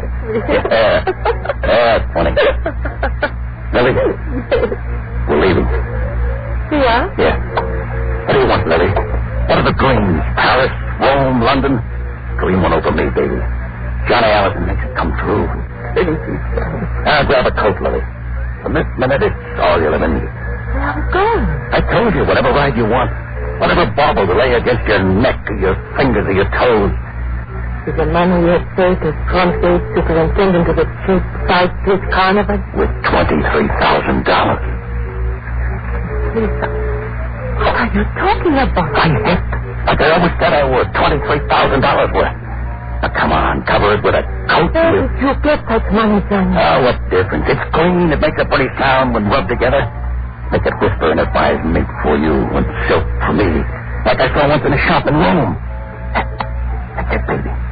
First stop Rome, so Johnny can look good, so Johnny can look swell, so Johnny can... You stole it, didn't you? I promoted it, baby. You stole it from the American who screamed from the top of the stairs. Me, baby, me, Johnny Allison. Come on. Get out. Huh? Get out. I want no part of you. It's me you're talking to, Lily. The man with the promises, the man with the dreams. So don't... Promise. Dream man of nothing. Who will go with you? Not Lily. Not I. You're lousing it, baby. Not with you. Promise man, dream man. Stupid man of angles and gimmicks and promoting that. Is that because you hate the truth of yourself? Anything else you need to say? You are like Joe and laugh. Drunk with yourself. Drunk with your stupidity. Drunk with your drunkenness. Joe, it's Johnny Ellison, it's Joe. Joe. Shouldn't have called me that. Not Joey. You shouldn't.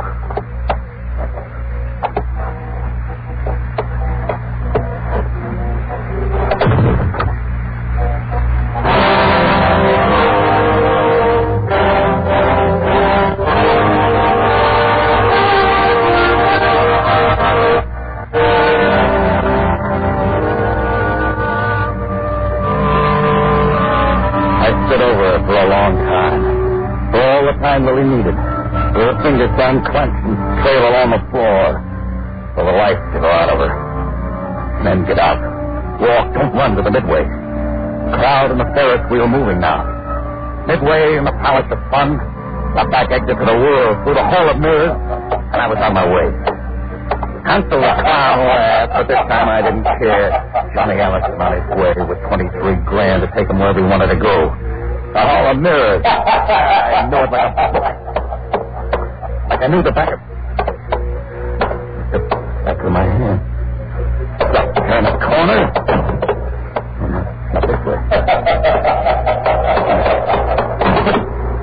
Sometimes a guy forgets. Palace of Fun. Hall of Mirrors. Pay a dime to get in. It's fun trying to get out. Wherever I went, Johnny Ellison came right back at me. Thousand Johnny Ellison. Please, trying to beat a 10-cent charge. Easy. I didn't see myself. I wouldn't be there, would I? Oh, would I? I couldn't get all of them. Oh, too many. Johnny, it was me. He didn't look so good anymore. He didn't look like anybody I knew. Like Joey, maybe. Like Joe. Oh, he's dead.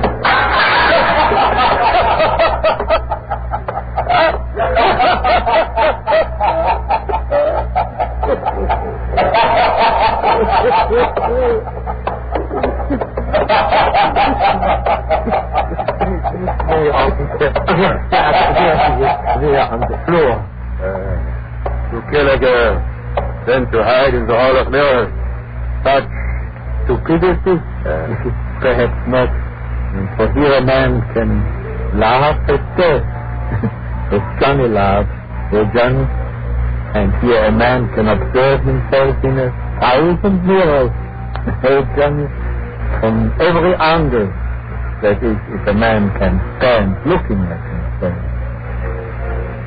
Come on.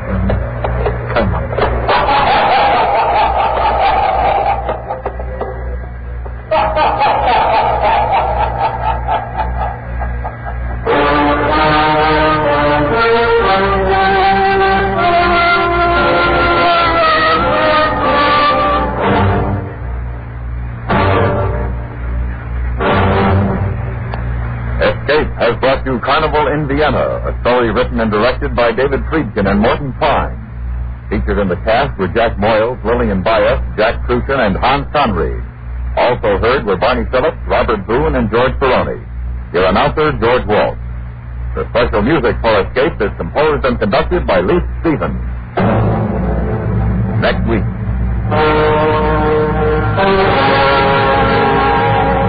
You are flying a plane high above the island of Mazafuera, 200 miles off the coast of Chile. Beside you, a beautiful woman. And only she knows it's the last stop. The last time around. A death trap from which there is no escape. So listen next week when Escape brings you Tony Barrett's story, There Was a Crooked Man.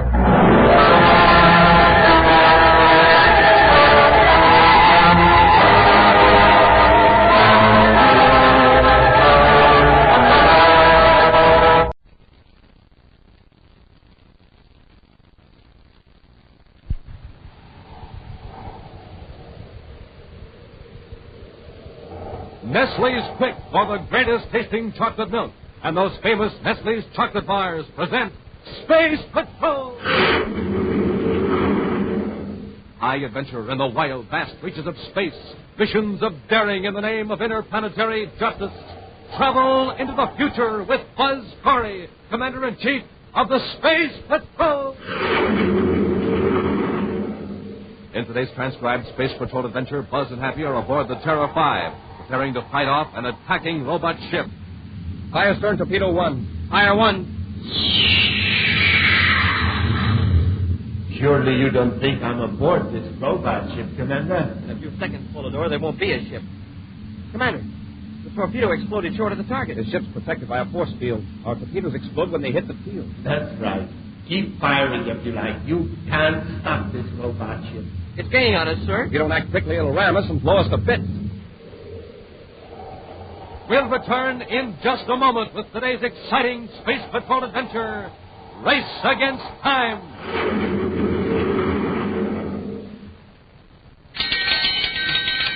Come and get it! Come and get the coolest, most refreshing, most delicious glass of chocolate milk ever.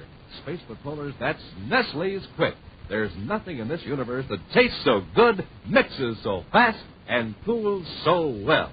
Nestle's Quick has the same terrific flavor as your favorite Nestle's chocolate bars. But smooth, velvety chocolate. And it's so easy, Quick just about makes itself. Listen, first you pour out your big frosty glass of milk. Then you just drop in 2 teaspoons of Nestle's Quick. Swish it around for a second, and there it is, your Quick Me Up. Packed with nourishment, full to the brim with cool refreshment. Just what you want in this hot weather. So be sure you get Mom to bring home the big brown and yellow can of Nestle's Quick, so you can make yourself a glass of Quick anytime you like. And remember, this is the sound of good things coming. Come and get it! Come and get your Martian totem head, too. Boy, you'd better hurry, because this offer is almost over. You can have tons of fun with your totem head because it's got magic forehead vision. You can see out, but nobody can see in.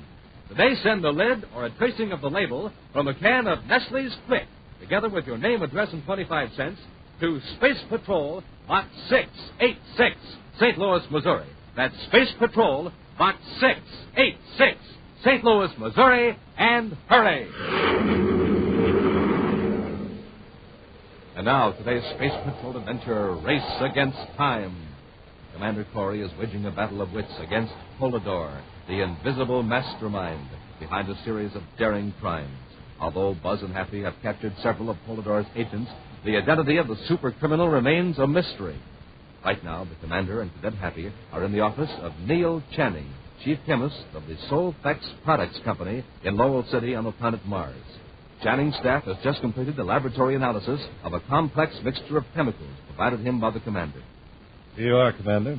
It's as complete and detailed as we can make. Oh, thanks, Channing. I'll check it over now if you don't. Oh, go ahead. Well, you'll probably notice that in most of the items, our reports merely confirm the findings of your Space Patrol security lab experts. I'm sorry we weren't able to supply much new information. I don't expect miracles, Channing. At any rate, your independent tests cut down the margin of error. Oh, this paragraph on component 11. You've got data here that we don't have. Well, we should have. After all, it's a product we make here at Solfex. We intend to market it under the trade name Lumaplex. Lumaplex? It's a synthetic mineral with several unusual properties. For one thing, it amplifies light. Lumaplex? That's a new one on me. Channing, I believe you said you intend to put it on the market. Yes, it's still in the experimental stage. Well, aren't you surprised that we should bring you a sample of it for analysis? Not especially. It's our policy here at Solfex to let small independent researchers experiment with our new products. Why, we even have high school chemistry students on our trial and error shipping list. Pays off, too. Some of our best commercial ideas have come from out here. Channing, did you ever hear of someone called Polidor? Polidor?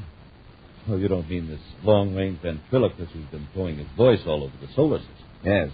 This sample of powdered chemicals is the remains of the gadget he uses to project his voice. He calls it a detectoscope.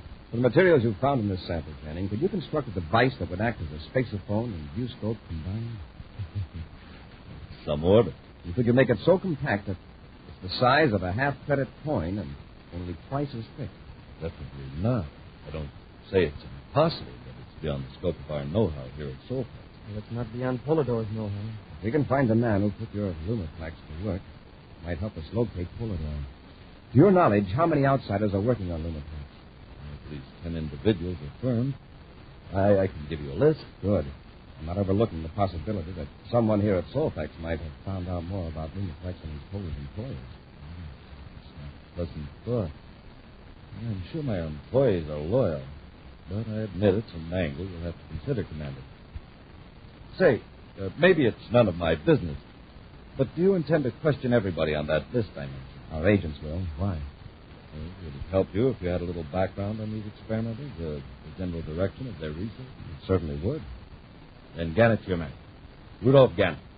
He's an amateur astronomer, and he keeps in touch with a lot of the small fry experimenters, crackpots and all. Would an astronomer know much about electronics and this Lumaplex? Gannett might. Remember I said he was an amateur astronomer. He was a research chemist before he retired. Now he's got a nice place outside Lowell City where he putters around making his own telescopes and all the paraphernalia that goes with it. Even molds and grinds his own lenses.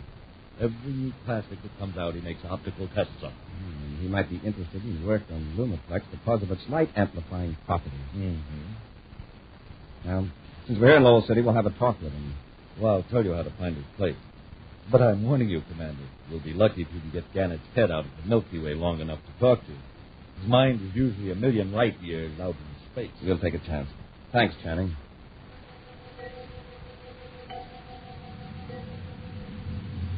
Outward bound from Terra, a private cruiser follows a vector that avoids the regular space lanes. Its pilot, Chad Tessick, keeps a wary eye on the viewscope screens as he speaks into the spaceophone. Everything's set, Polidor. Not a hitch. If you are sure you're not being followed, proceed to headquarters. I have another job for you. It involves Commander Corey. Coria? I thought Janik drew that detail. Yes, but unfortunately, an unforeseen move on Corey's 10 o'clock schedule. I want you to dispose of Corey before 1600 hours tomorrow. It's pretty short notice, isn't it? Perhaps. But I want Corey out of the way when our device puts the telecommunications center out of commission. Maybe we can figure a way to have Corey at the center when our gadget does its work. Yes. It would give me great satisfaction for Corey to be unhinged when the entire nerve center of his precious space patrol is burned out. The Omicron radiation would finish Corey, just like it's going to take care of everybody in the communications building. It's a tempting thought. But an attempt to maneuver Corey into the center of the second 1600 hours might arise to suspicions and upset our plan. That shouldn't be hard. Corey's headquarters isn't far from communications. No, but Corey isn't on Terra. No, where is he? In Lowell City. It appears to me, Tessie, that Commander Corey's unhappy face will be among the important messages that the communications center will be unable to transmit. Hold it around. On a high hill some 60 miles from Lowell City is the home of Rudolph Gannett. It is not a spectacular residence. Its only unique feature being a small dome, unmistakably identifies it as an observatory. In the library adjoining the dome, Gannett looks up from the list of names Commander Corey has just handed him. I see you have Professor Arlington's name here. Do you know him? Oh, quite well. I don't wish to seem unkind, but you might as well cross his name off the list. Then you don't think he's working with Lumiplex? Playing with Lumiplex is more in Arlington's line, Commander. Please don't misunderstand me. Arlington is competent in his field. A good instructor, but not an original research man.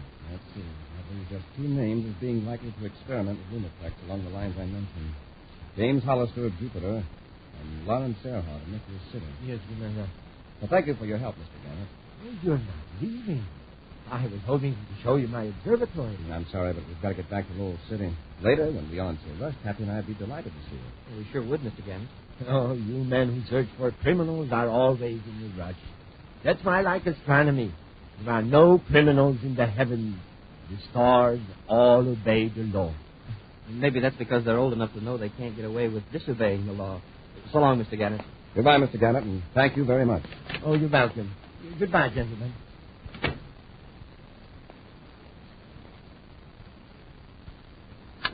Tessie, are you there? Yes, sir. Corey and the cadet just left. Keep out of sight. I took care of their surface car. Give them 10 minutes to start. Then take my car and trail them. This time we've got to make sure.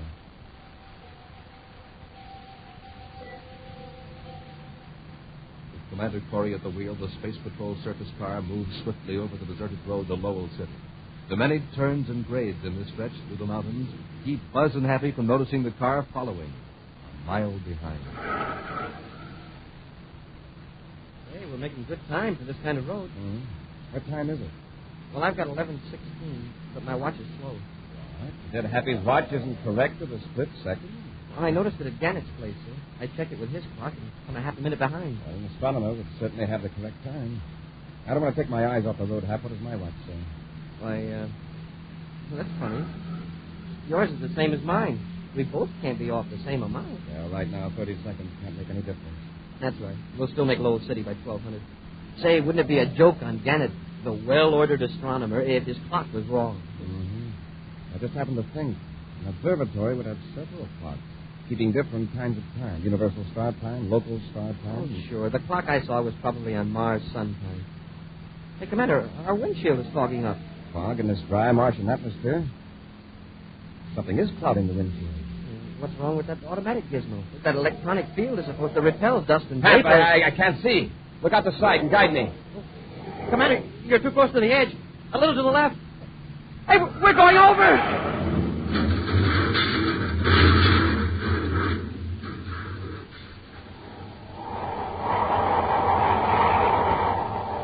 We'll return to Space Patrol in just a moment.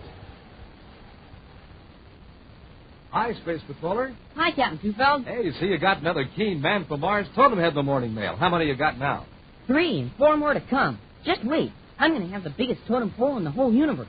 Because I'm sending for totem heads just as fast as I can get box tops. Smart boy. And Space Patrollers, if you haven't started your totem head collection, you better get going right now. Because this terrific offer ends soon. And you don't want to miss out on the fun you can have with these neat totem heads. Wear them over your head, and from head to shoulders, you're in disguise. A man from Mars totem head is more than 12 inches high, and every one of them has magic forehead vision. Yes, sir, magic forehead vision. That's the special secret eye plate. You can see out, but nobody else can see in. And when you get lots of totem heads, you can build yourself an honest-to-goodness totem pole in your room or in your backyard, like I'm doing. Each totem head has a face in front and one in back, too. A beak-like nose, fang-like teeth, and ears that flop. And wait till you see those bright Martian colors. Red and yellow, green and black. Hurry, gang. Get your box top in your quarter and send for yours now. Remember, Space Patrollers, this offer soon ends. So for every totem head you want, send a Rice Chex or Wheat Chex box top, together with your name and address and 25 cents in coin, to Space Patrol, Box 686, St. Louis, Missouri. Don't forget your 25 cents. That's Space Patrol, Box 686, St. Louis, Missouri. This offer good only in the USA and may be withdrawn at any time. And now back to our Space Patrol adventure, Race Against Time. Buzz and Happy are in the surface car driving through a mountainous region of Mars after interviewing an amateur astronomer named Rudolph Gannett. Suddenly, the windshield of the car clouded up, and before Buzz could bring the car to a stop, it careened over the edge of an embankment. Now the car is tumbled to a stop in the soft dirt just a few feet from a straight drop-off. A moment later, another surface car rounds the bend and stops at the scene. A man gets out and ascends the slope toward the wreck. The two space patrollers lie motionless in the battered surface car. Then Happy moans and stirs. Suddenly, he's aware of a quick, firm grasp on his arm.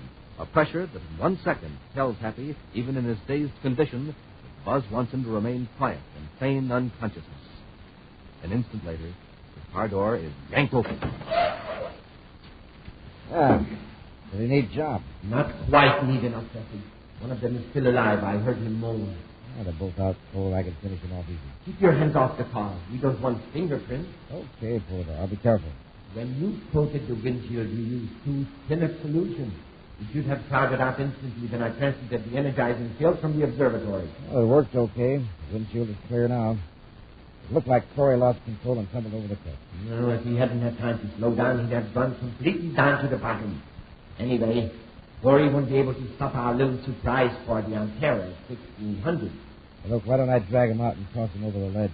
It looked like they were thrown out of the car. It's an excellent suggestion. But first, dispose of the detective stone. Can't you destroy it with the disintegrator impulse? Naturally. But you don't think I want Space Patrol investigators to find the powder in the car, do you? Yeah, that's right. They'd know the wreck wasn't an accident. Or find out that Gannett and Polydor are the same. Now, before you dispose of these two, throw the detectoscope over the leg. I'll disintegrate it in midair, and the powder will never be found. But remember, leave no clues. Be careful. Hold it around. Okay, Polydor. Here goes. I'll take care of these two guys. Come on, Corey. You're going over the cliff. I'll take over from here, Tessie. Need some help, Commander? No. Except to carry Tessie up to his car. Oh, he got colder than he thought we were. Maybe. They couldn't have passed the surface. No, sir. Now we know who Polydor is. Since he disintegrated the detectoscope, he doesn't know we know yet. You sure were right when you pegged Gannett as a phony. I'll notify Lowell City headquarters and send a couple of patrol ships to Gannett's observatory. That is, if our space authority works. That's dead. Maybe there's one in Tessig's car. Yes, and also a hidden detectoscope. Whether we use the spaceophone or not, Polidor will be tipped off if we're still alive. I guess a surprise attack on his observatory is impossible. We'll take Tessig to Lowell City. Then we'll send patrol ships to the observatory while I work on Tessig. I've got to find out what Polidor meant by a surprise party on Terra at 1600. Yeah, I heard that. Yeah, it sure can't be anything good. Remember, after we get near Tessig's car, not a word about Polidor, Tessig, or Terra. Maybe we can't keep him from seeing us with his detectoscope, but we can keep him on a hot seat, worrying about what we're going to do. After a fast and silent trip to Lowell City, Buzz dispatches 2 patrol ships to Polidor's observatory. Then, in the Space Patrol headquarters of the Mars capital, he questions Chad Tessig. Once more, Tessig. What's Polidor planning to do on Terra at 1600? Polidor? Yeah, I don't know what you're talking about. All right, then. Gannett. I heard the whole conversation back at the wreck. Polidor is Gannett, and you're working with him. You've been working too hard, Commander. You're imagining things. I'm through wasting time, Tessig. I'm giving you a brainograph test. Excuse me, Commander. Yes, Happy? The patrol just reported in from the observatory. Polidor was gone, I suppose. Yes, and so was that small atmosphere ship we saw parked near the house. The agents are searching the place from top to bottom looking for evidence. Get anything out of Tessig? No. The brainograph will fix that. Oh, another thing, sir. The local lab men went over to Tessig's car. They found some more powder. Polidor had a detectoscope in there, all right. Now get this, Tessig. If anything serious happens on Terra in the next few hours, we're going to hold you personally responsible. You can't do that. It's not fair. Huh. Look who's talking about fairness. Tessig, I know Polidor has planned a catastrophe for 1600 on Terra. You can help prevent it. If you don't, you'll take the consequences, and Polidor can't protect you. All right. It's a Terra Communications Center. It's going to be put out of commission if it works. How? At 1600 hours, a surge of high-voltage current's going to be sent over the regular power lines. It'll burn out every bit of equipment in the place. Spacephones, viewscopes, computers, relay transmitters, recording equipment, everything. Well, how about the voltage regulators? They'll automatically break the circuits if there's an overload. Not with the high-frequency current we're using. It'll jump every fuse and relay you've got. That whole center will be burned out. It'll be completely useless. Where's this device planted? What part of the building? In Power Section 4. It's well hidden where no one could plant it unless they knew it was there. Tell me where it is and how to shut it off. I'll spaceophone instructions to Terra. No, it's not that easy. Polidor made sure it'd be a thorough job. It'll not only burn out all the equipment, but it'll take care of every living man in the building. How? Omicron radiation. When that charge hits, every light in the building, whether it's turned on or off, will throw out deadly Omicron rays. Smoking rockets. You're going under the brainograph, Tessig. I'm going to find out how to shut off that machine. Yeah, you lick, Terry, because I don't know. You can bet that the men who installed it are scattered all over the solar system by now. Gee, Commander, what are we going to do? You can't do anything. Tessig, if that machine were right in front of you, could you figure out how to shut it off? I think so. But I'm on Mars, and the machine's on Terra. That can be fixed. I'm taking you to Terra. But you can't make it by 1600. Try. Come on, Hap. Let's get him to the ship. With Tessig locked securely in an aft compartment, the Terra 5 roars toward Terra. For the 10th time in the past hour, Happy has recomputed their vector, weighing space against time in endless calculations. It's going to be close. It's going to be close. What do you figure now, Hap? What's our ETA? 15:50 and 25 seconds. Less than 10 minutes to get from the spaceport to the communications center. And we don't know how much time Tessig will need to shut that thing off.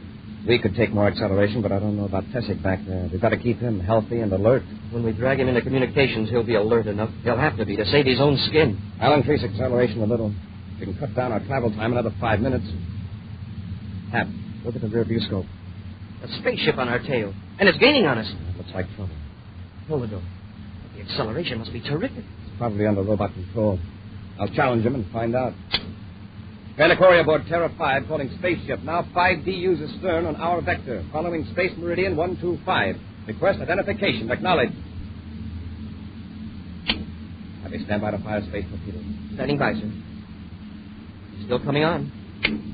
Corey aboard Terra 5 to unidentified cruiser. You're on a collision course with this ship. Unless you acknowledge and change vector, you'll be fired upon. Very well, Commander. Go ahead and fire. It's Polidor, all right. Polidor, we've changed vector, and your ship is still tailing us. I'm giving you one more chance. I'm on target, sir. Fire stern torpedo 1. Fire 1. Surely you don't think I'm aboard the ship, Commander? In a few seconds, there won't be a ship. Commander, torpedo exploded short of the target. Something must have been wrong with the proximity fuse. No, Cadet. This ship is protected by a force field. Your cosmic torpedoes will never reach me. Commander, can we try it again? It'd be a waste of time. The proximity fuses react to the force field instead of to the actual hull of the ship. That's right. Keep firing if you like. Meanwhile, this robot ship will pursue you and rend you. If we time it right, and wait till he gets real close. No, we'd be destroyed by our own torpedo. Exactly. You may as well face it, Corey. You will never reach Terra. And as you probably know by now, the communication center will be destroyed at 1600 hours. In a moment, Commander, my viewscope screen will go blank. And I'll know that you and the Terra Phi have been blasted to bits. Goodbye, Commander. Gee, sir, what can we do? Evasive tactics are no good. Polidor's robot keeps right on our tail. Pat, put on a spacesuit, then shove a cosmic torpedo out of the cargo hatch. I'll cut down our acceleration. Yes, sir, but what good will that do? The torpedo will have the same velocity as the ship. It'll stay right with us. That's the idea. Hurry. Get that suit on. When you're ready to shove the torpedo out, signal me on your suit spaceophone. Now get going.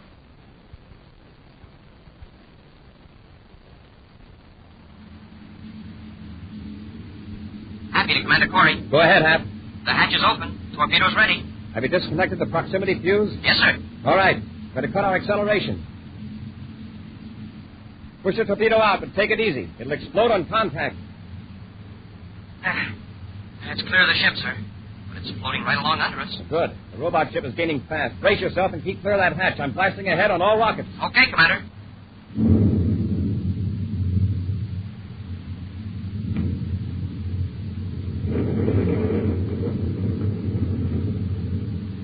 Everything all right back there, Hap? Yes, sir. But there was a big flash of light astern. That was Polidor's robot ship colliding with a torpedo. When I accelerated, we pulled ahead fast and left the torpedo behind. And the robot smacked it instead of us. Check on Tessic before you come forward. I want him in good shape when we reach Terra. It's 15:48 by the ship's chronometer when the Terra 5 roars to the Terra space lock. Buzz and Happy are rushed to the communications building in a surface car, holding the panic-stricken Tessic between them. A swift elevator drops them down to Power Section 4, where the infernal device is poised to hurl destructive current and deadly radiation through the huge building. Come on, Tessic. Where is it? It's in this room, there, behind that panel. Get to work and shut it off. Make it snappy. It's awful close to 1600. There it is. It's already started. We're too late. Just building up potential. We won't throw the current into the main line until the power's up. Well, don't just stand there. Shut it off. Commander, I can't remember. I can't think straight. Let's get out of here. There isn't time to get out. The only way you can save your own neck is to save everybody else. Now get to work. I think this is the switcher. Nothing happened. That must be for one of the preliminary operations. Once it's underway, it can't be stopped. I can't think. I can't think. I can't think. If I turn the wrong switch, it would throw the power on ahead of time. Tessie, you've only got a few seconds. Quiet, Hap. Don't rattle him any more than he is. You might as well all relax, gentlemen. There is nothing you can do. There's a detectoscope in here, too. I don't suppose, Commander, you'd like to spend your final minute of existence in explaining how you avoided my robot ship. When the viewscope went blank, I thought I had you. Think of shut up. Let me think. Now, how can Corey make me shut up when I'm safely on board? Polidor, tell me how to stop this machine. Please. He's not going to tell you. You've got to do it yourself, and you've got just 10 seconds. But, Commander... 8, 7, 6, 5, 4. I can't read. 2, 1. Something's gone wrong. It's not going to go on. Those fools. Those bungling fools. There's only one thing that could be wrong. They forgot to set the final locking switch. The locking switch. Which one is that? This one, right here. But it's in position. That's all I wanted to know.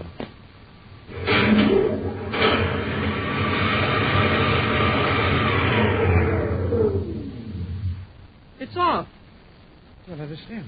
It was on before. Why didn't it work? Happy, what time do you have? Exactly 1600. Hey, my watch must be slow. Polidor, if you're still listening, what time do you have? 35 seconds past 1600. Right. By Mars local sun time. I was hoping you'd be too excited to remember there's 30 seconds difference. But, Commander, you were counting off the seconds. By Mars sun time. The machine was set by Universal Star time. Polidor thought his machine was out of order and obligingly told us how to fix it. Next time, Corey, you won't be so lucky. We'll meet again soon, Polidor. And I'm looking forward to it. Yeah, Polidor. And next time, we'll fix your clock. Ha! In just a moment, a preview of next week's exciting Space Patrol adventure brought to you by Rice Chex and Wheat Chex, the bite-sized cereals in the red and white checkerboard packages. Say, gang, are you walking around without your head? Oh, Hap, how can anybody do that? Smoking rockets, Commander. I mean the totem head. That's the greatest thing since heads were first invented. Oh, I get it. And Space Patrollers, you want to get one of these spooky totem heads. You can see out, but nobody can see in. You've got to act right away. There's very little time left, and when this offer ends, it'll never be made again. Don't be without your head when it's so easy to get a totem head. You just send your name and address and 25 cents together with the lid from a can of Nestle's Quick or a tracing of the front of the Quick label or a Rice Chex or Wheat Chex box top to Space Patrol, Box 686, St. Louis, Missouri. Got that, boys and girls? It's Space Patrol, Box 686, St. Louis, Missouri. Now, a preview of next week's exciting Space Patrol adventure. Buzz and Happy are trying to get out of a huge castle on the planet Venus, where Polidor is holding them prisoners. The two space patrollers are struggling, trying to open a heavy door. It's locked. But in a castle this size, there must be more doors. The chances are Polidor has them all locked. Yeah, by electronic control. Commander, something smells strange. I noticed it, too. My eyes are burning. Gotta find Polidor and take our chances. He's filling the castle with poison gas. Be sure to join us next week for the thrilling story, The Robot of Vorkana. Space Patrol, created by Mike Moser, starring Ed Kemmer as Commander Corey and Lynn Osborne as Cadet Happy, was written by Lou Houston, produced and directed by Larry Robertson, executive producer Mike Devery. Other players were Bela Kobach, Ken Mayer, Norman Jolly, and Stephen Robertson. Dick Tufeld speaking. Now, don't forget to tune in next Saturday and every Saturday for exciting action on Space Patrol. Space Patrol was brought to you today by Nestle's Quick for the greatest tasting chocolate milk and those famous Nestle's chocolate bars. Be sure to see another exciting Space Patrol program in your local ABC television station. Consult your newspaper for time and channel. This program is broadcast to our armed forces overseas through the worldwide facilities of the Armed Forces Radio Service. Space Patrol came to you transcribed from Hollywood. This is ABC Radio Network.